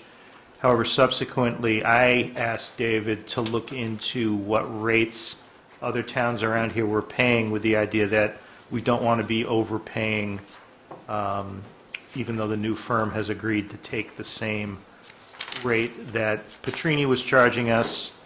There may be further savings, and just wanted to have David report on what he's learned. Well, basically, we sent out requests to 10 different towns in the area, asking them what their hourly rate was, if they had a contract, if they had a retainer, and who the town council is. Do you want me to read the hourly rates or just tell you the range? Or? I think the range of rates from comparable firms would be very interesting. Okay. So Wayland was the lowest per hour rate, and there's no contract, no retainer there. It's $160 per hour. And did you say you wanted the name of the firm or the attorney? Sure, I guess. I mean, it doesn't really matter. I don't know why we need the name of the firm. We're trying to figure out really. Yeah, it's public record, but I just do the town. Yeah, we get just to the town Yeah. and the name of the. Right. I mean, the amount of the rate. So Wayland was no contract, no retainer, $160 an hour. Needham has a contract with no retainer for $235 an hour. Dover has no contract, no retainer, and $290 per hour. Medfield has no contract but pays an annual retainer of $63,570. They didn't report an hourly rate beyond the retainer. Ashland, no contract, no retainer, $185 per hour. They're using the same attorney as we are and also following her to KMP. Weston, no contract, no retainer, $190 per hour. And that's specified regardless of who is assigned, so the rate never varies. And I was still waiting to hear from Carlisle, Sudbury, Millis, and Wellesley. Okay. Did you do Medway? Midway. I thought you'd looked at I them did. already. You did, yeah. I did. Okay. They haven't gotten back They haven't to me. responded to you. Yeah. So I mean, Chuck Way in here also, but the recommendation was going to be, I think, David, that when you next speak with town council or town council's firm, that you ask them to lower their hourly rate to make it commensurate with what some of these other towns are paying and what they're charging some of these other towns, and you get the best rate we can get. And, one thing to throw out for consideration here is whether we should just go with a straight hourly rate, which might help us get a better rate, or stick with the retainer concept. Well, Can you refresh our memories of what we're paying right now? What we're paying right now is, to Petrini, is retainer of, what, $65,000, David? Right. And $190 an hour for things that are outside the retainer or beyond the retainer. Historically, we've used the retainer. Right, so the retainer's working out to 190 or below. I don't know about below. I mean, the way they calculate these things is over time, it's supposed to be a wash, but I know David has had expressed that he thinks that retainers typically are not, end up costing the town more than hourly fees, but on the other hand, it's a predictable amount. But as somebody pointed out earlier tonight, we always go over on legal fees. I guess Irene pointed that out. So. When we were originally looking at different firms or getting quotes, one of the attorneys was surprised that we were paying so much in retainer, and he said, "How could you possibly be giving out that much work?" And he did a quick estimate and showed me, saying that we would do better under. He thought we would do better under an hourly rate, based on an estimated amount of work. I've since asked Irene to help put some numbers together based on what we have, to see if we'd do better under retainer or contract. But it looks to me like more people have no contract and are paying an hourly rate, at least just on this sample, as opposed to paying a retainer. We'd want to get a much better hourly rate. Yeah. And the other thing is the retainer doesn't cover litigation, which is one reason why a retainer, the retainer covers contract negotiations and things like that, but we're not necessarily using town council for all of our contract negotiations either, right? Right. We're only using we're only using outside counsel for police department or library. Do we think a much lower rate is really possible here? Because if I sort of toss out Wayland and Dover, the low and the high, I don't. Right. Well, Dover is way out of whack, I think. Yeah. Wayland seems to be too, though, and then we're in line with. The numbers we heard, and I think what was reported to me was that Medway had signed with the same attorney for, I think it was $170 an hour, which is a $20 an hour savings. It would certainly help, with our spending discipline. To have more of an hourly. To have an hourly rate, because then we would know every month how we're doing, what we've spent. I think when that 65 is out there, we're going to spend it anyway, and. But the point, Mark, is if it's out there, you can get more. No. You can potentially get more work for that 65 because it's a flat amount. So we would tend to use Barbara to answer questions when some citizen comes in and tells us X, Y, and Z, and check with your lawyer. We don't have any hesitation checking with our lawyer because we're not paying an hourly rate to do that. Mike, I'm sorry, but I do have Medway. Medway is, as of next week, will be with Copeland and Page, and the retainer is $62,000 per year, and overage is billed at $185 per hour. They're $185. No formal contract. Okay, somebody was $170, I think, but. Which is pretty much in line with us. $5 an hour cheaper than us, right? All right, well, so let's get the $5 an hour. We'll pay for the Concom.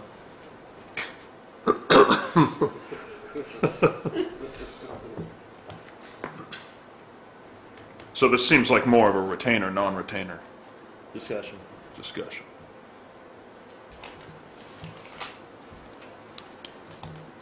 Which do we have to have this discussion with Paul? I think Paul doesn't want to be part of any discussion of. About it, right. Well, I mean, do you have a recommendation, or? I was looking at David and Irene. I mean, we have somebody now who's looking into all different ways we can save money on our budget, and we got a recommendation, I think, that we go away from the retainer.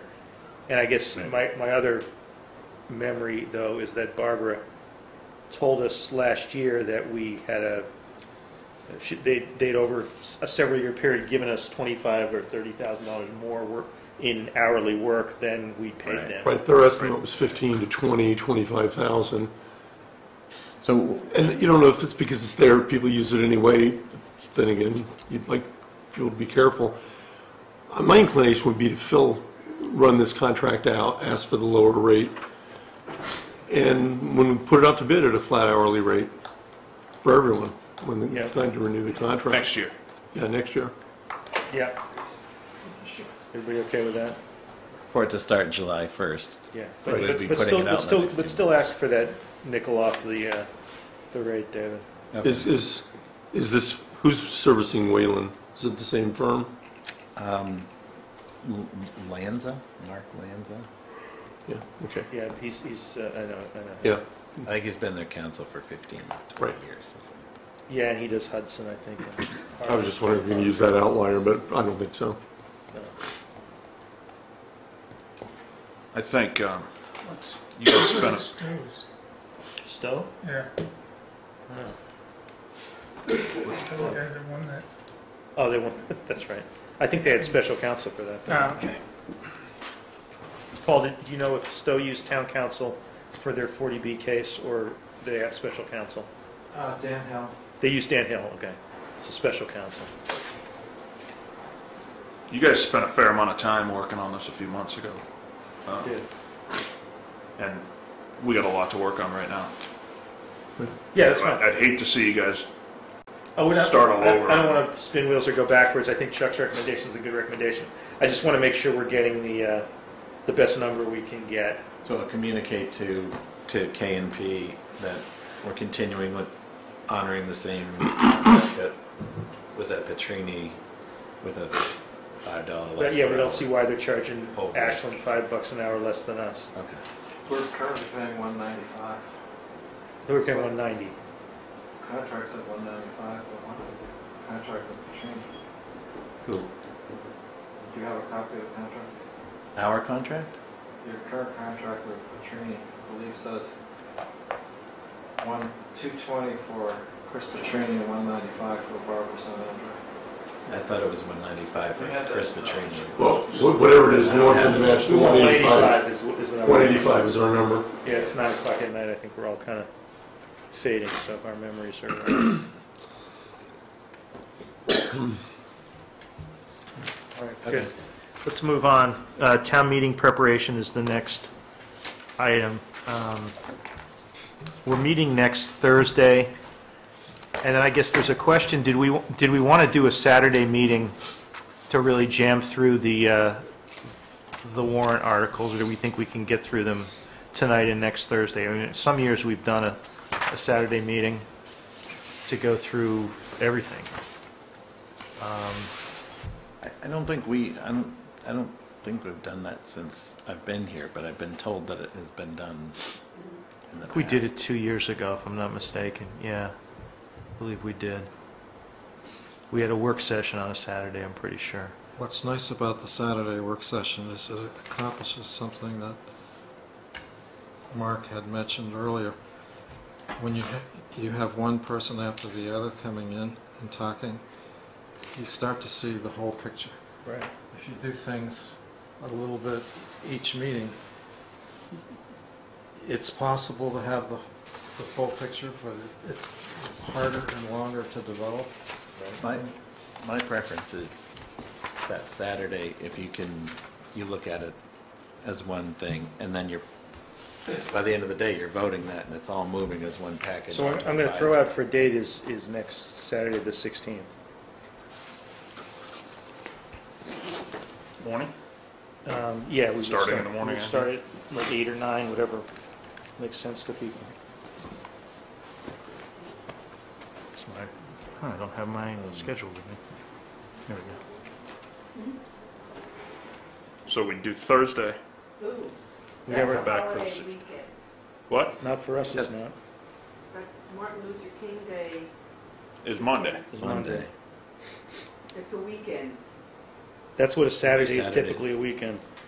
Actually works better. You still get Yeah, it. it's Yeah. like, It's actually that's a better. big, Yes. that's a big. What's that? It's actually better because you still have a day off. You You still- still have a 2-day weekend. Right. Do we want to start, I'm good on the 16th. okay, do you want to start at 9? Yeah, I was bearing in mind, Paul, also that MMA is the next weekend, so. All right, so 9 o'clock. Saturday the 16th at 9. Yes. Are you Just- serving pancakes or Yeah, scrambled we can eggs? do, whichever you want, Paul. I mean, we're hoping a lot of people can make it. That's the point. Well, if they can't make it, we can still walk through I the know. articles. I mean, this will. You can still have the budget to walk through. Either That's true. Irene walks it through or or I I mean, do. this is not a hearing, this is a work session for Right. us. So do you want it televised or do you need it? Are you requesting That's it up be to the televised? public. If Pat thinks it should be televised, she can televise it. But it's not, it's absolutely not a hearing. We're not looking for public input on these. We want to understand them and, you know, the proponents can talk to us about them, but we'll have hearings. It's open session. It's open session, right? Yeah, it's not executive session, right. That's right. Would you like me to invite all budget makers or just the ones that pertain to the Board of Selectmen first? There's 14 budgets underneath the Board of Selectmen. I think it's a lot to ask people to show up for us and for advisory, but what do you think? Yeah, on a holiday weekend. Yeah. I think it's nice if you have just the selectmen budgets, and then we try to bring the others in to. But we should go do the We warrant wanted them to article. come in Thursday night if they really wanted to make a pitch, right? Yeah, we were going to do the budgets Thursday night. I was thinking we wanted to do the warrant articles at some point, and that would be something we could do on Saturday. And we really need that language, David, on all of them. We need language to react to. Right. And I know Barbara's probably been busy with her transition, but if she's got to help us, fine. But we don't really have language on many of these. Sorry. So is this a televised, because I have to make airtime, Yes. or is it just going to be recorded? It's completely up to you. I mean, does the board care if it's televised or I think it should be recorded? televised. As long as I'm in there. No preference? We have no preference, so that's up to you. Sean thinks it should be I televised. think it should be. There's cartoons on Saturday morning. Your kids aren't going to watch you on this. On the Sherborn channel? I don't know, this may be a little more entertaining. I think he requires them to watch it. Does he? Okay. Are you going to call it a workshop? Well, wouldn't it be a workshop? I mean, what you? It is. I think it is. Yeah. Okay. Budget workshop. Yeah, well, budget and warrant workshop. Yeah, right. I don't want to lose track of the warrant. We've already told advisory that we're looking through the budget next Thursday so that they can meet when? They have meetings set up for January 20th. Oh, well, then we could do the budget February next 3rd. on that Saturday. We could do it and not do We it could next if you Thursday. like. Mhm. Yeah, I think we'll schedule some other things on. Okay, well, let's do that then. Okay. Is that all right with people? To have Saturday as the budget day instead of next For Thursday? warrant articles. For warrant articles and for our budgets, the things we were going to get to advisory by the 20th. Yes? Okay. Yes? Okay. Yeah, that's what we'll do. We're getting a signal from over there. Would you like to televise it as a budget meeting? Selectmen's budget How about meeting? Selectmen's Town Meeting Workshop? Just call it that. Yeah. That's a good idea. A pre-town meeting workshop. Selectmen's pre-town meeting workshop.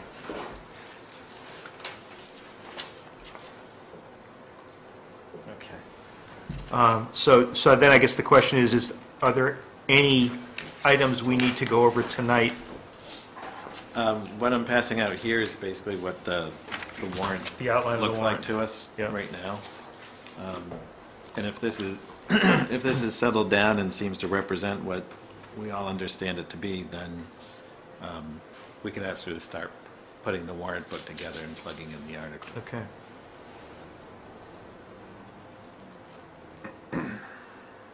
You can either review this now or take it and send me corrections.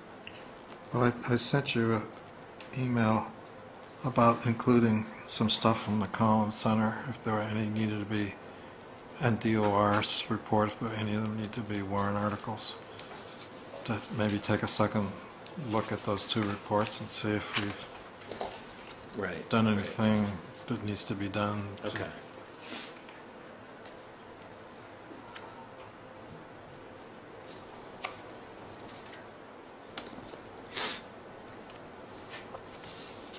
We weren't going to propose any structural changes to any of the departments. Like last year, we had a lot of discussion of treasury changes. I don't know if we need to get into that this year. When I had a meeting with the rest of the finance team, what we're proposing is to take a year off from any additional changes, let it settle down, and then reopen it again for 2018. But again, it's your preference. That's just our recommendation. No, I mean, it was, and I was a lot more adamant about this last year, I think, than I feel right now. But it was discussed last year that because there was a term change this year, it was an ideal time to make a change like that if we were going to make one. Like I said, I think I don't feel as strongly about that. I don't know that it's as compelling a need as it seemed to be last year. It was discussed at 2 successive town meetings. Right, and deferred for a lot of reasons in a very Right. close vote. But one of the reasons it was deferred was there's only a year left in the term. Yeah. No, A new term will be started a year from now. So the question is, what I guess I'm throwing out here is, does anybody on the board want to try to tackle that one again? You do, Chuck? Is that what I do you're saying? not. Oh, okay. All right. So when we look at the DOR and the Collins report, Yep. what I'm going to add in here now would be a placeholder for those changes. Then whatever we identify. And those are changes relating to what? Well, we would exclude those structural type changes that affect the different departments and see if there are any other items that could be brought forward. So excluding the structural changes you said. I think that that's what you were just... My sense was to do that, to Right. exclude the structural changes, yes. At this point. But those would not be items for the warrant. Well, I think what David's talking about is some of the financial control issues that were in the Collins report, right? Yeah, I think Paul was just saying that we need to go back and look through and just see if there are any of those items that need to be done in bylaw. Right, but there were recommendations, for example, one I remember that we've talked about before was on trying to centralize the collection of revenue so you didn't have so many people touching money. Well, Nancy's done a lot with her online and tax collector to general collector legislation or bylaw. But I don't know if there might be other pieces of that or analogous improvements that Collins recommended that we might not have touched. And Paul brought that up as something we ought to just think about. We got a pretty I think we ought to think short warrant. I think we ought to think about it. I'm a little concerned about not living up to our own rules about, putting things out. Adding something new to the Adding warrant. things Yeah. after the warrant, is closed. Right. Which is very soon here. So unless it's an emergency, I'd rather see us put that kind of I thing mean, off. in the past, we've had placeholders, but you're saying because these things might be more specific. I think what Mark's saying is there's not a placeholder for Collins report changes. Well, that we haven't vetted it. Right. I mean, I think you're saying that we wouldn't have Yeah. time to You vet would it want at to this vet point, it right? before It's just, it's added. I just remember from my advisory, it would drive me and the rest of the team bananas when we get this stuff late and it hadn't been thought out. Well, there also So- may be operational changes we can do that don't require town meeting. If it's an issue that we want to talk about.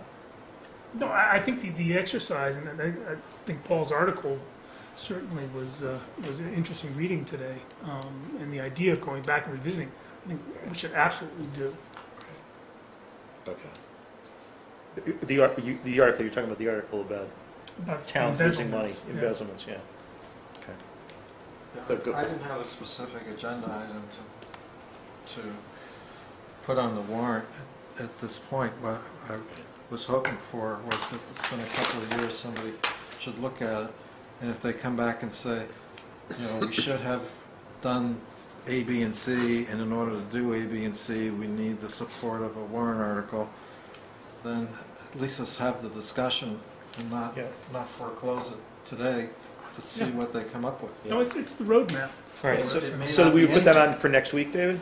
For Thursday? Yeah, you could, because you did look at We that. just freed some stuff up.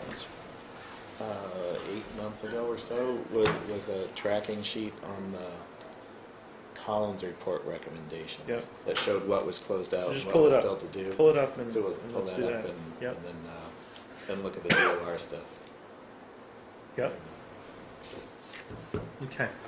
Let's just keep plowing through this. Is there anything else we need to do on preparing for town meeting?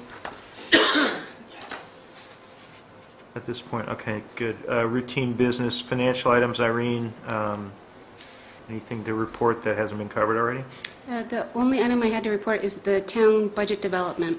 The department heads have submitted a majority of the budgets. They're available online on the town of Sherborn's website under advisory committee, and they're under specific sections. The budget books are also available for the Board of Selectmen and the advisory committee, and I'll be sending updates out as they come. Okay, that's great. I just thank her for putting in all that time, personal time that she was there at town hall at odd hours in order to get these budget books done. Thank you for doing Yeah, thanks, Irene. Thank you. Hey, David, should we jump ahead since Ed's been sitting patiently? And you have to stay to the end of our meeting, but Ed doesn't? Right. Okay. Ed, you want to be up and give us a status report? Yeah. He's been looking forward for days for this.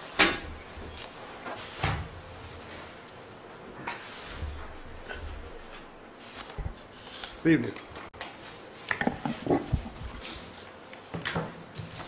We did hear back from the Verizon regarding the Goulding and Woodland intersection.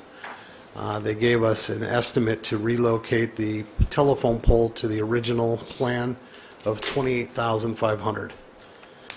They went back to the drawing board, determined they could move the pole over towards for the east, west, southwest side, and the cost to do that, they started to dive into the estimate and then finally said to me, we're looking at 3, possibly 4 times the $28,500. It's going to involve major splicing of every cable.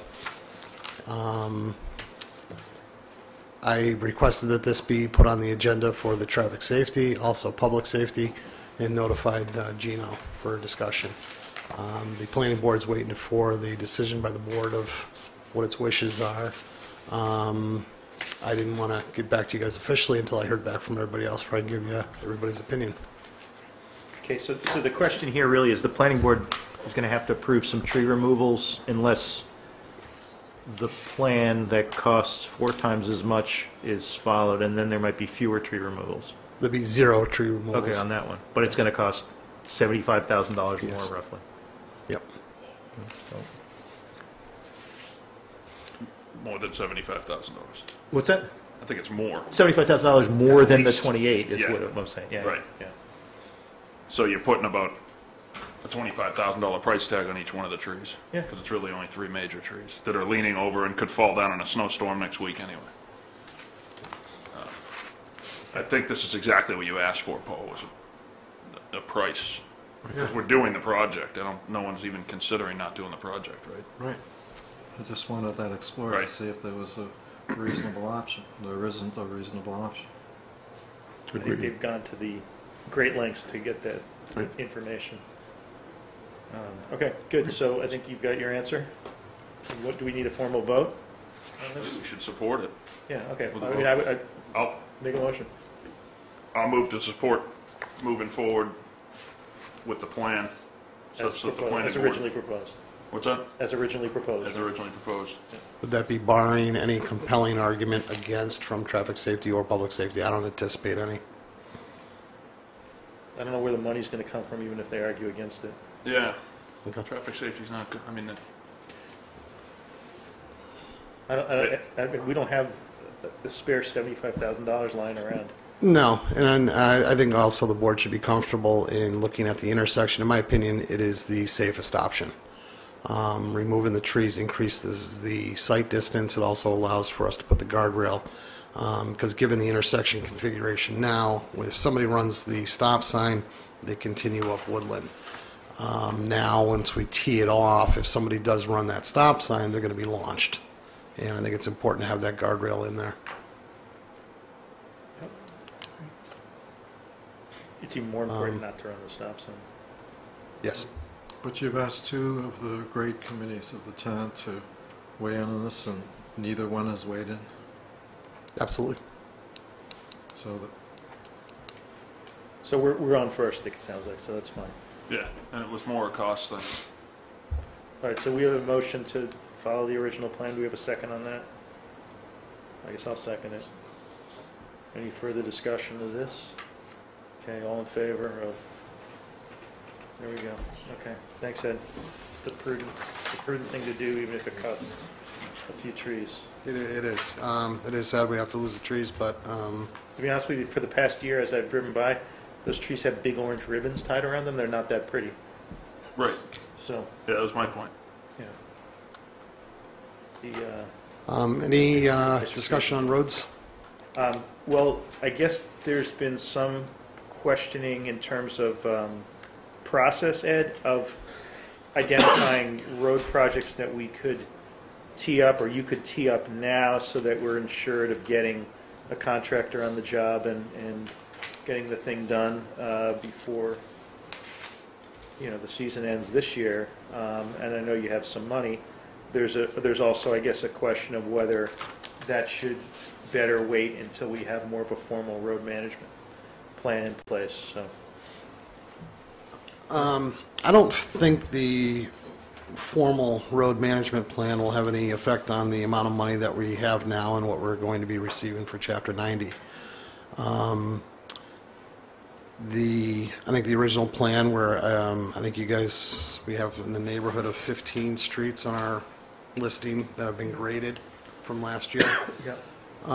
Looking at the funds and how they shook out from Maple Street, we're looking at about a little over 200,000 in the kitty. We can anticipate anywhere from 250,000 to 350,000 from Chapter 90. That award letter comes out sometime in April.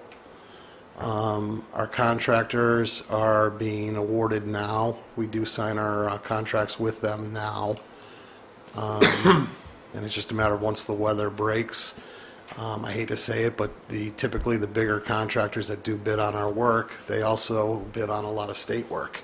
And where they're being paid a little heftier amount in the work involved, we do lose out to a lot of the state jobs. so I guess the question was, what projects are you putting out to bid? That's all of our road paving goes out to bid. I mean, what particular projects this year were you planning to put out to bid? streets. Streets, yes. Yes. Yep. All that is being bid out through our MAPC bid. Which specific ones? That report you had was terrific in terms of prioritizing them.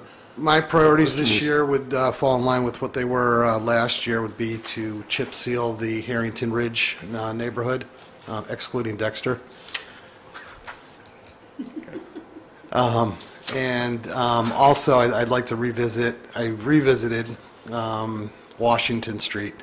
Its total length is 14,000 feet, and with the 200, and if we do get the full amount of the 350, I think we'd be able to fit in from Western to the bottom of Scudder's Hill, which will take care of most of our major issues on Washington without leaving patches of undone roadway in between. Okay. I'm sorry, from Western to where? Western to the bottom of Scudder's Hill. Which I don't even think is enough. If we have a winter like last year, the outer stretch of it might fall apart. Which outer stretch were you in? The stretch from Western Western and west. to Holliston. Yeah, that's Yeah, already flat. in bad shape. Yeah. Well, they patched some of it together, but it Yeah. took a beating last winter. So the answer is we don't have enough money to even fix all of Washington Street. And what about the tip? Is there any way to get that in the tip and get some state money for that? You don't want the state money. We don't, because then they'll widen the road. Yeah, they have this complete streets project. You have to. Is that the only way they would give us money, Paul, is for You have to complete have- streets? You have to widen the street. fully engineered and fully Mass DOT compliant. Everything in the tip is complete streets now? Basically. Really?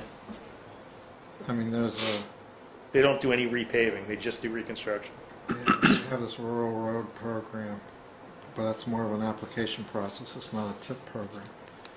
The TIP program, because it's got federal funds and Congress has got this thing about making provision for bike paths and pedestrians. Yeah. You're talking sidewalks and bicycle lanes. In order to fit that on a 25-foot wide road or whatever the width is, you're going to have to widen maybe 15, 20 feet on both sides. Right. It's going to change the character of the community. So you don't want to go the TIP way. So there's no hope of getting state money, is that what you're saying? Well, there is. You know, last year we were going to do that, but when our representatives in the general court called here to ask what we wanted, we picked doing carpets and other things. So we didn't pick trying to do Washington Street. I didn't know it was a trade-off between carpets and, when did that happen? Well, anyway, that's neither here nor there. You're saying there's no hope of getting funding for Washington Street? I mean, last year you were very high on getting funding for Washington Street. Yeah, the idea would be to put it on a transportation bond as a earmark. The current administration doesn't like earmarks at all, but the legislature will put them on, and they have the votes to make them stick. But to get an earmark, we have to have consistency, what we want for that, how much we want for that. And that wouldn't come until very late in the year. So we're already down the road a year, and it was a fair amount of money. So it was better to get the 50 or 60,000 that they were offering us for the carpets and stuff like that. I just don't remember which of the projects it was chosen to go forward with, as opposed to trying to get like 400 grand, 500 grand. Okay. So, I mean, one reason Ed is in today, and David had talked about trying to have a bigger discussion of this maybe next meeting, but I think, Paul, you had conveyed some concern that we have a capital plan for road improvements. So I guess, hearing Ed say he's got a number of projects on his list, does it make sense for Ed to go out to bid on a couple of the jobs he thinks he should do, or should we still be waiting for a formal capital plan? Well, the information from the town administrator was that, I mean, we had a choice, I guess, of consultants to use, and Collins is one that we could get quickly, and it's a good consultant. But they have us on a timeline where we wouldn't get the results for this year, we'd get them from next year. Okay. So we have this year, and there's no sense doing nothing this year. So that's how I feel. We should do something this year. And I don't think whatever consultant comes in for a formalized roadway management plan is going to disagree that Washington Street needs to be paved. Yeah, I mean, I wonder if the consultant is going to give you some tips on process as opposed to, I don't know how they could possibly know what roads are They're not going to have any technical expertise. Yeah, I agree with that. And for that, you need engineers. Yeah. Well, but that may be their recommendation. May be this is a process for even further formalizing your road management, your pavement management program.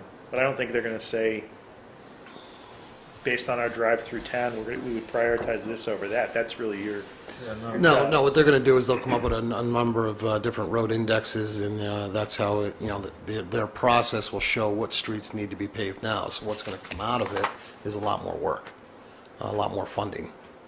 Well, they also have algorithms that tell you if the road is at a certain condition this year, then how it will necessarily deteriorate over time, and so where it has to be.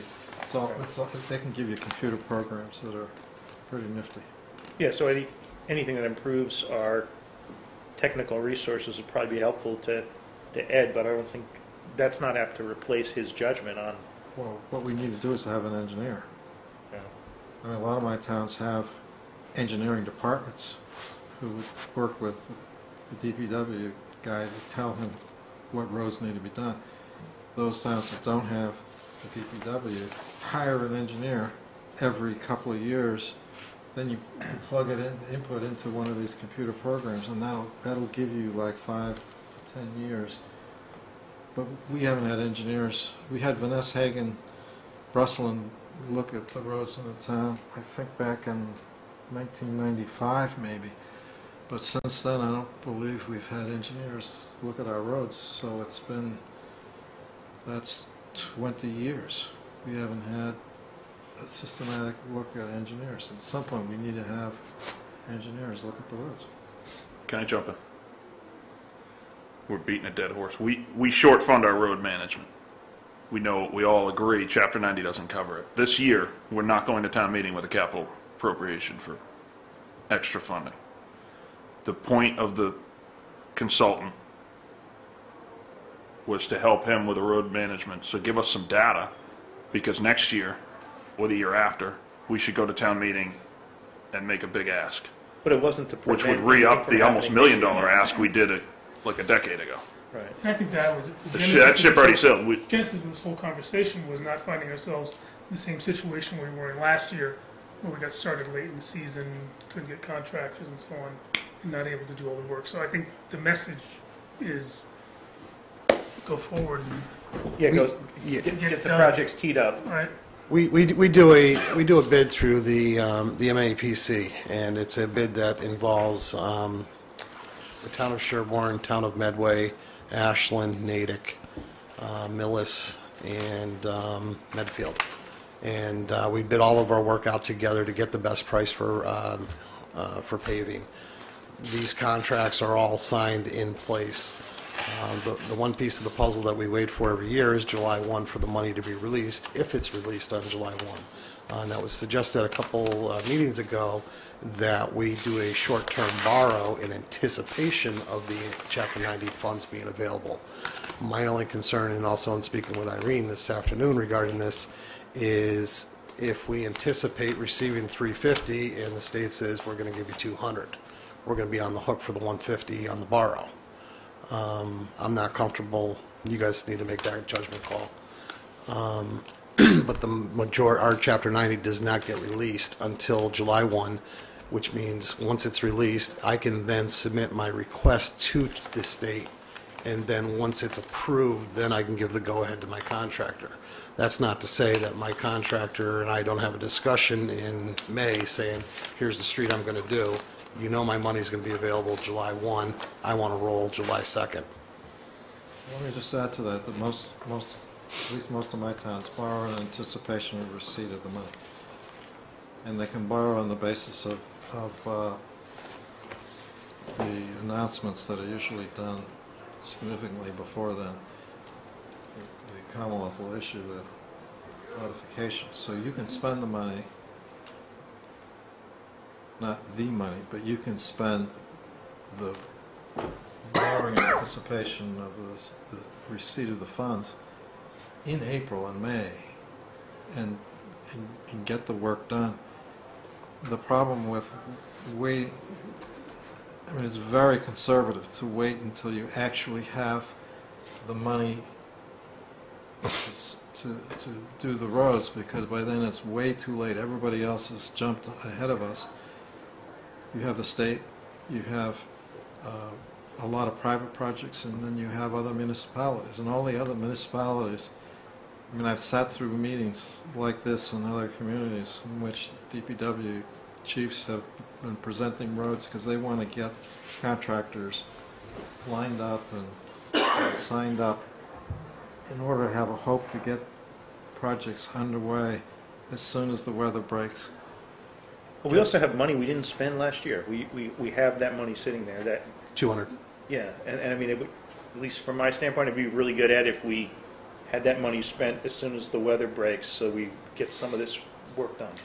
To do the to do the Harrington Ridge area chip seal, that usually is best done in the summer months where it's warmer. It's an asphalt base that flows that they do the stone.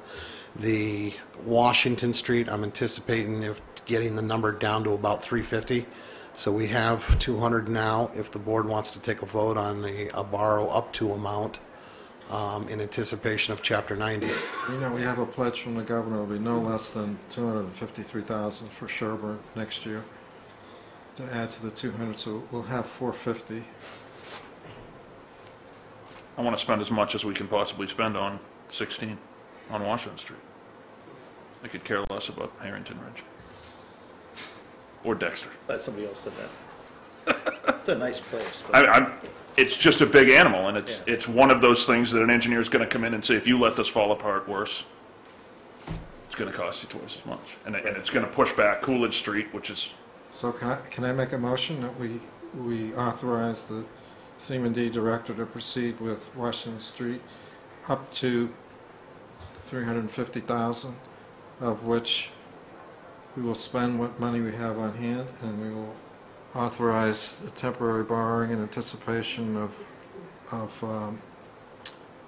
a state grant for the balance, and let's get that piece done. The whole stretch of Washington, without police details, without the curbing that we have to put in, is going to be $426,000 and 40 cents. If you grind it. That's what a grind and a repave. If you don't grind it. If we don't grind it, you're running the risk of delamination and adhesion on a busier There's heavy road. trucks on that road, too. Huh? There's a lot of heavy trucks on that. Yeah, but North Main Street fell apart within 6 months, and we ground it. No. And we had to crack seal it. That might be similar going across the swamp. It's going to fall apart either way. Unless we reconstruct the whole thing and dig the swamp up. I thought you said 350. That's what I heard. Yeah, I think we should be... I said I could whittle it down to 350 to do from If we stop at Western Washington.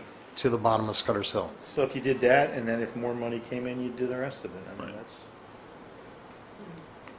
Well, it's pretty sure we're going to have at least the 426. Yes. We're going to get at least 253. At least. Does last year's town meeting article cover allow us to do that? Is that how the article's written? Because we'll be doing this before next town meeting. I don't think we have a town meeting article. We don't need a town meeting article. We do a Chapter 90 article every year. We don't need it. But we do it. We got one here. Talked to town council for 10 years that we don't need to do it, because state law says that we can borrow the money without a town meeting vote. Okay. So whatever town meeting's voted is it's just kind of a ritual. All right. I'll just say Paul said we could do it. Up to 350 you wanted to do? Well, that's up to the board. We could do the 426 if you want to do the whole thing. No, that's almost the entire thing. Something could come up this winter and we'd wish we could do it. I'll second the 350. Okay. Further discussion on this? I have further discussion. I'm not convinced I want to grind it. Which I guess me and Ed can talk about it later. That's a methods, not a... Yeah, I know. So I don't know how to... Because he's presenting it that it'll only make it to Western Ave. And maybe we get more footage if we don't grind it, and maybe... Yeah, I mean, absolutely. I mean, the breakout... The discussion, but yeah. That's not part of the motion. I know it's not. The motion was to I know, spend it's part up of to the discussion. 350 on Washington Street. Okay. You can do the whole thing for 350 and figure out a way to do it. And All right, I've you're already the seconded it. engineer on the board, you're the... All right, So Mike should be gaveling both of you down? Is that what should be going on here? there's a motion and second. Any further discussion? All in favor of the motion? Okay, so there you go, Ed. You got some direction on both those things. Excellent. Yeah, thank you for staying late. All right, now we're back to operational items, town administrator. The only item that I had was to mention that the burn permits would be going on, be changing over to being done online. So that means to get a burn permit, people would have to go on the website and they would process it using their checking account, and there's a 50 cents convenience charge. So that brings up the conversation of accepting credit cards and that kind of thing, and also trying to, what do we do when, if somebody, instead of coming into the collector's office and paying and they're doing it online, what about those people that don't use computers, that don't get the memo? So we were hoping to do like a code red announcement that goes out and tell people that the process is changing for burn permits. And I think the season is till May 1st, January 15th to May 1st or something, right? So You need to let people know, are they going to show up at the PD, at the police station? exactly. So right now, when the people show up at PD, they would be giving them, you know, an information sheet on how to process their burn permit. And then on the day that they want to make that active, they go back into the website and they make their permit active, and providing everything works correctly, some days they'll be able to make that active and some days they won't, based on whether it's a burn day or not, put out by, who is it, DEP? Decides whether it's a DEP burn or the day. fire chief, yeah. Yeah. All right, so provided everything works okay, are you thinking that it might not work okay and people are going to be burning? No, I think people are going to have a 50-mile-an-hour perception that it's not working okay, but because you process your permit and payment online, and then you go in later and activate it. So you're going to have an issue if somebody shows up at the police department on a Saturday morning looking to burn that day. That will happen. It The will same day happen. we're here having a meeting, people will be coming in complaining to us. It will happen. So the police chief and I and Neil McPherson, and we're meeting today trying to figure out how to soften that. And one thing we came up with was that the code red at least would get the message out there, and we'll try to have some sort of backup system. And I still need to talk to Nancy about it. So, and she's got her hand up, and maybe she's going to answer this question, but are you saying that people won't be able to go home, log on, pay, and activate all at the same time? They could. Yes, they can, or yeah, that's... Yes, they can. They'll be able to do that? Yes. So they won't be that, I mean... Why are we using the code red for basically a logistic well, I mean, it's a burn permit, and the idea is we don't want to make it so confusing to people that they don't come and get a burn permit. But So that's not what we the were code red thinking. system is for. Yeah. Well, we had people saying that they should have been notified by code red that the street was closed. Yeah, So but they we're just said that, trying but to they're wrong. I mean, that's not what code red is. I mean, who's going to pay attention to a code red if when you change an administrative procedure, you're getting a phone call? Well, yeah, I'm saying we thought that it would be.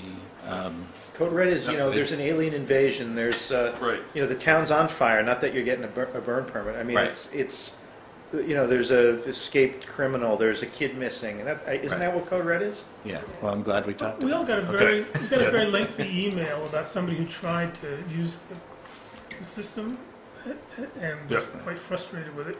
Have we made any improvements in the system? Well, that's what Nancy took care of. That there was some. And Nancy met with that there were some individual. miscommunications and misunderstandings on that, but Nancy took care of it. The online payment thing. Yeah.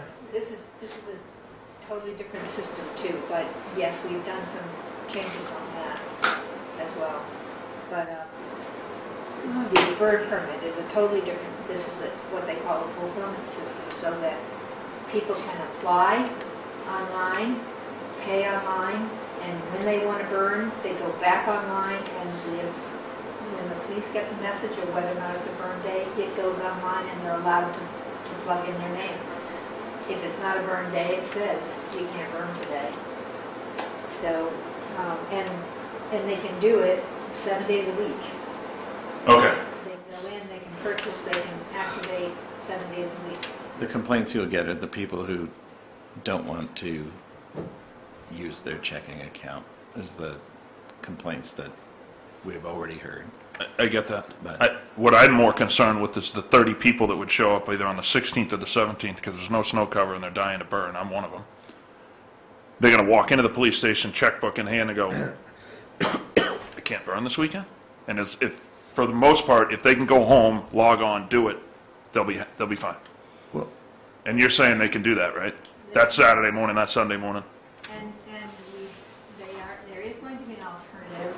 It's not going to be convenient, but there is an alternative if you are philosophically against using your checkbook. You can come to the collector's office when the collector's office is open, pay there and get your permit stamped and activated. David, do we have an email notification list for things like this? I mean, we have. People who've asked to have the town notify them when they've changed an administrative procedure or something. I mean, disagree with me if you want to, but I just hate having that system used for bugging everyone in town about an administrative change to a burn permit that, 30 people may have trouble dealing with. And I would appreciate getting an email. An email would be perfect. The problem is we don't have a blast email for everyone in town. No, but just let's use the Sanger Street. It'll just be to us. Just the Sanger Street email list, and we'll cover most of the town. If I could, there's like 30 people who get burn permits consistently. Instead of bothering 4,000 people with emails, why not just send the people who are the regulars, send them the information? There are more than 300 issued a year. All right, so send 300. Yeah. You do it that way. So you don't have to They do. were also talking about bringing a sign. I had thought they were going to be here tonight to talk about this, but anyway. There's only 7 people who watch this on TV, so you're not going to get that many people. They're talking about using signs downtown as well, but it's getting close to the permit time. Put a little notice in the town bulletin board at the post office and downstairs at town hall and They're going wherever to put else. something in the paper. Yeah, the paper. There we go. No, So we all agree we're not going to use the code red. Everything will be fine. I don't want to. All right. I just think I think it loses its value when you do stuff like that. Okay. Well, the main word to get out to people is that the process is changing. Pat. Yeah, what about those people who don't pay online, who aren't online? They have Nancy to go just into told you they got to go to Nancy. They have to go to the collector's office during regular business hours. They come and pay me and get their permit. Well, we used to be able to decide in the morning, oh, gee, this looks like a good day to burn, can I call the police department and go Well, down? don't wait until then. Get your permit and then activate it the day you want. We're just going to put a little more responsibility on people who want the permission to burn in their yard, because it saves the town a lot of money and a lot of headaches to do it that way. You don't have to purchase your permit the day you're going to burn. You just have to activate it that day. We don't have our police department distracted by doing something that they're not really set up to do. They can be focused on police work, and you can plan ahead and get your burn permit accordingly. I'm going to regret asking this, but if you come visit you and buy it via check, can you go online to activate, or do you have to call in to activate? You can go online. All In right. fact, they would prefer that you go online. That is the big problem with the process that's in place now. They are so tied up, the dispatcher is so tied up on going up burnings, answering phone calls, that this is going to take a big chunk of that away. Those are brief conversations when you call in for permission to burn. Yeah. Okay, good. Yeah, so that's the only thing I wanted to say. Thank you. We already did Goulding. We talked about road managements. Do we have any selectmen reports? Good, we don't. Set next meeting, we have January 14th at 6 p.m. We set that last week, and then we also have January 16th at 9 a.m. 9 or 8 a.m., I'm sorry. 8, you want to do 8 a.m.? I can't do it that early. I got the animals to feed. Paul has some farming duties to attend to, so we'll do 9 a.m.? 9 a.m., okay. Do you want to... Don't say it, Sean. Someone bring coffee. Do you want to set another... Paul wants waffles. Do you want to set another date in January? I think we probably need to. It would be helpful at the 28th. The 28th? 28th is good. Let me just double check. And then I think we would have everything covered before advisory started getting into all their stuff. Okay. Great, good. Yeah, it would be nice to not be dragging advisory backwards this year.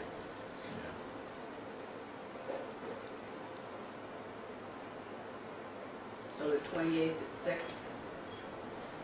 So, The 28th at 6, the 14th at 6, and the 16th at 9.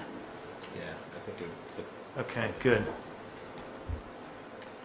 All right, do we have a motion to adjourn? So move. Second. What about the town administrator's warrant? Oh, do we have one of those this year? I mean, this week? No, it'd be coming, Next week? It says consideration warrant. I think it's just a Want to regular get paid? standard item. yeah, I think it's off cycle right now. I think it's a week off cycle. All right, so we'll do it next week? Okay, great. All right, so we had a motion to adjourn. Do we have a second on that? Second. All in favor? All right, we're adjourned. Thank you all.